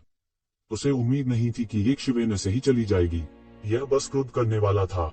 दूसरी ओर येज़ेबेल की आकृति लगातार शून्य में घूम रही थी, बूढ़े व्यक्ति का पीछा करने से बच रही थी। हालांकि उसकी वर्तमान युद्ध शक्ति बूढ़े आदमी से कम नहीं थी, यह उसकी मूल ताकत नहीं थी और वह थोड़े समय में बूढ़े आदमी को नीचे नहीं गिरा सकता था। जब पहला अवतार समाप्त हो गया था तो यह अवश्यंभावी था कि वह जून डिंगटियन के समान स्थिति में समाप्त होगा। अभी मेरी शक्ति अपर्याप्त है। यदि मेरी शक्ति में और सुधार हुआ और गहन मृत्यु लोक के मध्यवर्ती चरण के शिखर पर पहुंच गया तो इस बूढ़े कुत्ते को मारना केवल समय की बात होगी। येज़ेबेल ने मन ही मन सोचा। मार्शल आर्ट अवतार की शक्ति असाधारण थी। जब इसे एक में संघनित किया गया तो इसे समान स्तर के लोगों में सर्वश्रेष्ठ कहा जा सकता था। यदि यह इस तथ्य के लिए नहीं था कि वह लगभग गहन मृत्यु क्षेत्र उन्नत अवस्था में पहुंच गया था और यह कि उसके पास दसियों हजार वर्षों की साधना थी, तो साधारण गहन मृत्यु क्षेत्र मध्यवर्ती चरण के विशेषज्ञ उसके द्वारा एक ही मुक्के से मारे गए होते। येज़ेबेल को नहीं पता था कि उसने कितने अंतरिक्ष महलों को देखा था। अचानक यक्षवेन ने महसूस किया कि एक नाजुक सुगंध सीधे उसकी नाक में आ रही है। एक विचार के साथ वह सीधे उस महल में गया जहाँ से सुगंध आई थी। इस महल में एक अतुलनीय विशाल रक्त कुंड था। यह रक्त पूल लगातार बुदबुदा रहा था और एक शक्तिशाली शक्ति इसमें लुढ़क रही थी। येज़ेबेल ने केवल अपने चेहरे पर आने वाली एक नाजुक सुगंध को महसूस किया और साधारण रक्त की थोड़ी सी भी बदबू नहीं थी। येज़ेबेल, यह रक्तसार है, अनगिनत विशेषज्ञों के रक्तसार से परिष्कृत। ये मुंह की आवाज सुनाई दी और वह भी थोड़ा चौंक गया। येज़ेबेल की आंखें तुरंत चमक उठी। रक्तसार क्या था? यह एक व्यक्ति के दिल का खून था। यहाँ तक कि एक शीर्ष विशेषज्ञ के पास भी बहुत अधिक रक्तसार नहीं होगा। यह कहा जा सकता है कि किसी व्यक्ति के शरीर में रक्तसार एक व्यक्ति के शरीर में सभी सार का संघनन था। अनगिनत रक्तसार को शुद्ध करने का क्या मतलब था? अगर येज़ेबेल इसे आत्मसात करने में सक्षम होती तो उसकी साधना शायद एक पल में बढ़ जाती। वर्तमान में वह पहले ही मध्यवर्ती गहन मृत्यु अवस्था में कदम रख चुका था। हालांकि उन्होंने केवल मध्यवर्ती गहन मृत्यु अवस्था में प्रवेश किया था। साधारण तरीकों से एक ही बार में अपनी ताकत को शिखर तक पहुंचाना उनके लिए असंभव था। एक ही तरीका था कि धीरे धीरे अपनी ताकत को थोड़ा थोड़ा करके जमा किया जाए। यही एक रास्ता था। इस रक्तसार को अवशोषित करने के लिए मेरे लिए प्रतीक्षा करें और मेरी साधना में और सुधार होगा। अगर वह बूढ़ा कुत्ता मेरा पीछा करने की हिम्मत करता है तो मैं उसे बिना दफनाए मरने दूंगा। येज़ेबेल तुरंत खुश हो गई। यह सही नहीं है। इस जगह को स्पष्ट रूप से इतने लंबे समय के लिए छोड़ दिया गया है। अभी भी इतना सार रक्त कैसे हो सकता है? इतने लंबे समय के बाद अधिकांश सार रक्त को अब तक वाष्पित हो जाना चाहिए था। ये मुंह की आवाज सुनाई दी। बाहर रेत खाने वाला स्वर्ग निगलने वाला जानवर भी है। इतने लंबे समय के बाद यह कैसे जीवित रहता है? हालांकि रेत खाने वाला स्वर्ग निगलने वाला जानवर जीवित रहने के लिए रेत को निगलने के लिए जाना जाता था, लेकिन इतने बड़े जीव को अब तक जीवित रहने के लिए कितनी रेत की आवश्यकता होगी? यह शायद पूरी दुनिया को खा जाएगा। हाँ, येज़ेबेल, बहुत सार रक्त है। केवल एक हिस्से को खाकर आप गहन मृत्यु क्षेत्र के मध्यवर्ती चरण के शिखर पर पहुंचने में सक्षम होंगे। क्या तलवार सिद्धांत डॉपेलगैंगर अंतिम चरण पर अटका हुआ नहीं था? आप पूरी तरह से कर सकते हैं। इसे अब संघनित करें। येमो ने अस्थायी रूप से इन संदेहों को पीछे छोड़ दिया। हाँ, येज़ेबेल का चेहरा भी बेकाबू खुशी से भर गया था। यह एक बहुत बड़ी फसल थी जो किसी भी जुबान कोर से बहुत अधिक थी। इन सार लहू को निगलने के बाद उसके जीवन सार में एक बहुत बड़ा परिवर्तन होगा। वह नहीं रुका और सीधे सार रक्त में डूब गया। तुरंत उसने एक असीम दबाव को कुचलते हुए महसूस किया। ये सार रक्त न केवल सार रक्त थे बल्कि अत्यंत उच्च गुणवत्ता वाले भी थे। यह अज्ञात था कि इतने बड़े रक्त के पूल को बनाने के लिए कितने शक्तिशाली प्राणियों का वध किया गया था। उन्होंने तुरंत ऑब्जर्विंग पर्सन इंजिन को सक्रिय कर दिया। उनका पूरा शरीर एक ब्रह्मांडीय भंवर की तरह था क्योंकि अनगिनत सार रक्त सीधे उनके द्वारा चूसा जाता था। साधारण ऊर्जा को अवशोषित करने के लिए कई बार फिल्टर करने की आवश्यकता होगी। हालांकि ये सार रक्त सार का सार था। किसी के पूरे शरीर में सार रक्त की कुछ ही बूंदें हो सकती हैं। सार रक्त के स्तर की कल्पना की जा सकती है। इसके अलावा येज़ेबेल महसूस कर सकते थे कि इन सार रक्त को कम से कम शक्तिशाली प्राणियों द्वारा वध किए जाने के बाद गहन मृत्यु क्षेत्र से ऊपर परिष्कृत किया गया था। हालांकि वह इस बात से थोड़ा हैरान था कि यहाँ प्रोफाउंड डेथ रियल्म के ऊपर अस्तित्व के इतने सारे सार रक्त क्यों थे। प्रोफाउंड डेथ रियल्म निश्चित रूप से हुआन वर्ल्ड में एक बड़ा शॉट था। उनमें से इतने लोगों का वध कैसे किया जा सकता था? हालांकि इस समय वह इन मामलों के बारे में पूरी तरह से भूल चुका था। बूम बूम बूम, लगातार सांस लेने और छोड़ने के साथ साथ येज़ेबेल के शरीर की आभा आसमान छू रही थी। रक्तसार को अवशोषित करने के साथ साथ उसकी ताकत बढ़ती रही। वे प्रोफाउंड डेथ स्टेज में कदम रखने के बाद उनके शरीर में एक और परिवर्तन आया था, जिससे उन्हें और भी अधिक ऊर्जा संग्रहित करने की अनुमति मिली। हालांकि ऐसा करने में उसे अधिक समय लगेगा। हर बार जब वे एक दहलीज पार करते हैं तो उन्हें संचय की लंबी अवधि की आवश्यकता होती है।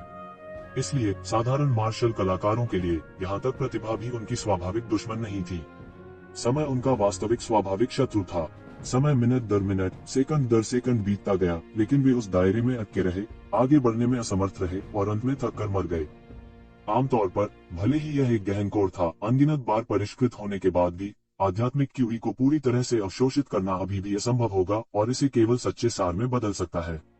अगर कोई अपने शरीर को रूपांतरित करना चाहता है तो वह ऐसा धीरे धीरे ही कर सकता है। यह इस रक्तसार की तरह कैसे हो सकता है जिसे एक सांस में निगला जा सकता है?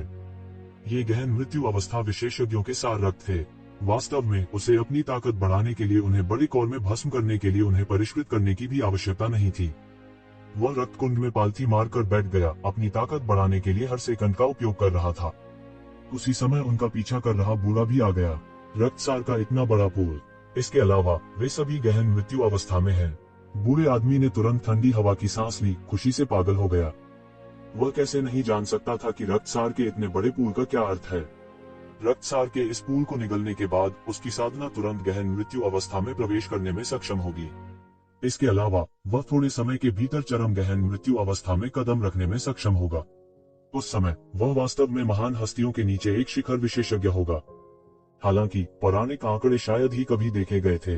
गहन मृत्यु अवस्था के शिखर पर ये विशेषज्ञ व्यवहारिक रूप से संपूर्ण गहन संसार के शासक थे। यहाँ तक एक कदम आगे जाकर लेजेंड स्टेज कोई भ्रम नहीं था। जैसे ही उसने यह सोचा, उसकी अभिव्यक्ति तुरंत पागल हो गई।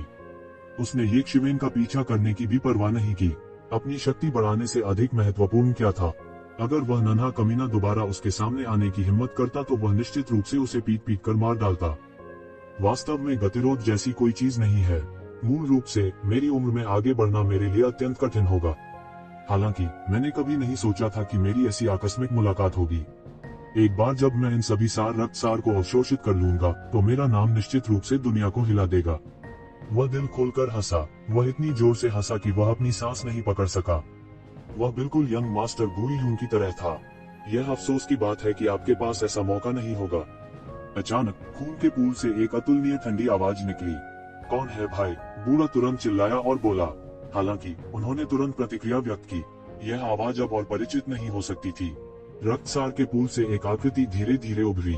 ये जीवेन के अलावा और कौन हो सकता है? यह वास्तव में तुम हो। मैं लोहे के जूतों को व्यर्थ खोज में पहन सकता हूँ, केवल तुम्हें आसानी से खोजने के लिए। बूढ़े व्यक्ति के चेहरे से कुछ कुछ द्वेषपूर्ण और सुखद आश्चर्य के भाव प्रकट हुए। ऐसा लगता है कि स्वर्ग वास्तव में तुम्हें मरना चाहता है। उन्होंने वास्तव में तुम्हें यहाँ मेरे द्वारा पकड़े जाने की अनुमति दी थी। मैं देख रहा हूँ कि तुम्हारे पास अभी भी बचने का कोई रास्ता नहीं है। जैसे ही उन्होंने बात की, उनके शरीर से आभा फैल गई और हॉल के प्रवेश द्वार को सील कर दिया। उसे उम्मीद नहीं थी कि ये शिवेन वास्तव में बच जाएगी। इस बार वो निश्चित रूप से ये शिवेन को कोई मौका नहीं देंगे। बच जाओ। किसने कहा कि मैं बच निकलने वाला हूँ? ये शिवेन ने अपनी आंखें मूंद ली और मुस्कुराते हुए कहा। वह कदम दर कदम खून के पूल से बाहर निकला और फिर मुस्कुराते हुए बोला, क्या इत्तेफाक है। व्यर्थ खोज में आप लोहे के जूतों को घिस सकते हैं, केवल आपको सहजता से खोजने के लिए। वास्तव में मैं भी इस वाक्य को अभी अभी कहना चाहता था। ऐसा लगता है कि स्वर्ग वास्तव में आपको मरना चाहता है। क्या आपको ऐसा नहीं लगता? अभिमानी, आज मैं चाहता हूँ कि तुम मर जाओ। बूढ़ा ठंड से दहाड़ा। उसका पूरा व्यक्तित्व एक अद्वितीय क्रूर जानवर की तरह था जो जाग गया था। उनकी आभा राक्षसी थी। बूम, लंबा भाला किसी जहरीले ड्रैगन ड्रिलिंग जैसा था। एक पल में यह सीधे बाहर चला गया और पूरी दुनिया में फैल गया। ये शिवेन जल्दी में नहीं थी। उसने सीधे अपनी तलवार से इसका सामना किया। बजना, सोने और लोहे के टकराने जैसी भयंकर ध्वनि हुई। शक्तिशाली टक्कर से सीधे लहरों की लहरें उठी जो फैल गईं। तेज धमाके के साथ अंतरिक्ष में दरारें दिखाई देने लगी। दोनों वास्तव में समान रूप से मेल खाते थे। ये शिवेन बिल्कुल भी नुकसान में नहीं थी। यह कैसे संभव है? बूढ़ा तुरंत अतुलनीय रूप से चौंक गया। उन्होंने कभी नहीं सोचा था कि चीजें वास्तव में इस तरह बदल जाएंगी। हालांकि ये शिवेन का साधना स्तर पहले से ही उनके जैसा ही था। वे दोनों गहन मृत्यु क्षेत्र की मध्यवर्ती अवस्था में थे। उनके बीच की खाई आकाश और पृथ्वी जितनी चौड़ी हो सकती है, बादलों और कीचड़ की तरह। ये जिवेन, जिसने हाल ही में गहन मृत्यु क्षेत्र के मध्यवर्ती चरण में प्रवेश किया था, मौके पर मारे बिना उसके खिलाफ लड़ने में सक्षम थी। इसके अलावा ये जिवेन उसके साथ समान रूप से मेल खाती थी। यह बिल्कुल आकाश और पृथ्वी के डहने जैसा था। यह बिल्कुल असंभव था। सबसे महत्वपूर्ण बात यह है कि ये जिवेन को मुट्ठीदाओ अवतार के साथ जुड़ना अभी बाकी था। यह सबसे महत्वपूर्ण बात थी। यह हो सकता है उसके शिष्य अचानक सिकुड़ गए। उसने तुरंत अपने पीछे खून के पूल को देखा और उसकी अभिव्यक्ति तुरंत बदसूरत हो गई। वह तुरंत समझ गया कि कैसे ये शिवन की ताकत इतनी बढ़ गई थी। उसने रक्त पूल में सार रक्त को अवशोषित कर लिया होगा। जब उसने इस बारे में सोचा तो उसकी अभिव्यक्ति और भी भयावह हो गई। उसने लंबे समय से रक्त पूल में सार रक्त को अपना माना था। इस समय वास्तव में किसी ने उसे इसके लिए पीटा था। यह एहसास बिल्कुल असहनीय था। आप वास्तव में इसे छूने की हिम्मत करते हैं। वह अतुलनीय रूप से गुस्से में था। ये जिवेन ने वास्तव में कुछ ऐसा छूने की हिम्मत की जिसे उन्होंने पहले ही तय कर लिया था। यह ऐसा था जैसे वह अपने दिल से मांस का टुकड़ा निकाल रहा हो। हम्फ, यह तुम्हारा है। अगर तुम जीवित रह सकते हो तो तुम इस बारे में बात कर सकते हो। ये जिवेन ने उपहास किया। उसके शरीर पर ऑरा बढ़ता रहा, थोड़ा थोड़ा करके उठता रहा। बमुश्किल रुकने से पहले यह गहन जीवन क्षेत्र के मध्यवर्ती चरण के शिखर तक पहुंच गया। मरना। बूढ़े आदमी ने एक गगनभेदी दहाड़ निकाली और भाले की चमक फूट पड़ी। पूरी दुनिया हिल रही थी और अनगिनत कानून अचानक उभर आए। एक पल में स्पीयर दाव के नियमों ने एक नई दुनिया का निर्माण किया। एक गड़गड़ाहट के साथ यह एक शिवेन की ओर कुचला गया। बूढ़े कुत्ते, क्या तुम्हें अब भी लगता है कि यह पहले जैसा है? ये शिवेन बिल्कुल भी नहीं हिली। उसके हाथ में लंबी तलवार ने एक आश्चर्यजनक तलवार की रोशनी खींची। उसने एक झटके में हमला कर दिया। यह केवल एक साधारण तलवार थी, लेकिन इसमें आकाश और पृथ्वी को ढहाने की शक्ति थी। गड़गड़ाहट। दोनों ओर से छिटकती हुई रोशनी ने आकाश को चकनाचूर कर दिया। सब कुछ सीधे चकनाचूर हो गया। अंतहीन रोशनी के बीच ये जिवेन की तलवार सीधे बूढ़े व्यक्ति के भाले की रोशनी से टूट गई। उसकी ताकत और भी मजबूत हो गई। फाड़ना। मौके पर भाला की बत्ती फट गई। आवाज असामान्य रूप से तेज और अप्रिय थी, जैसे कोई कपड़ा फटा हुआ हो। बजना। लंबी तलवार और लंबा भाला शून्य में भयंकर रूप से टकराया। धातु के टकराने की आवाज हिंसक रूप से बढ़ गई। बूढ़े आदमी ने तुरंत अपनी बाह में सुन्नता महसूस की। उसका पूरा पुरलीक तुरंत फटा।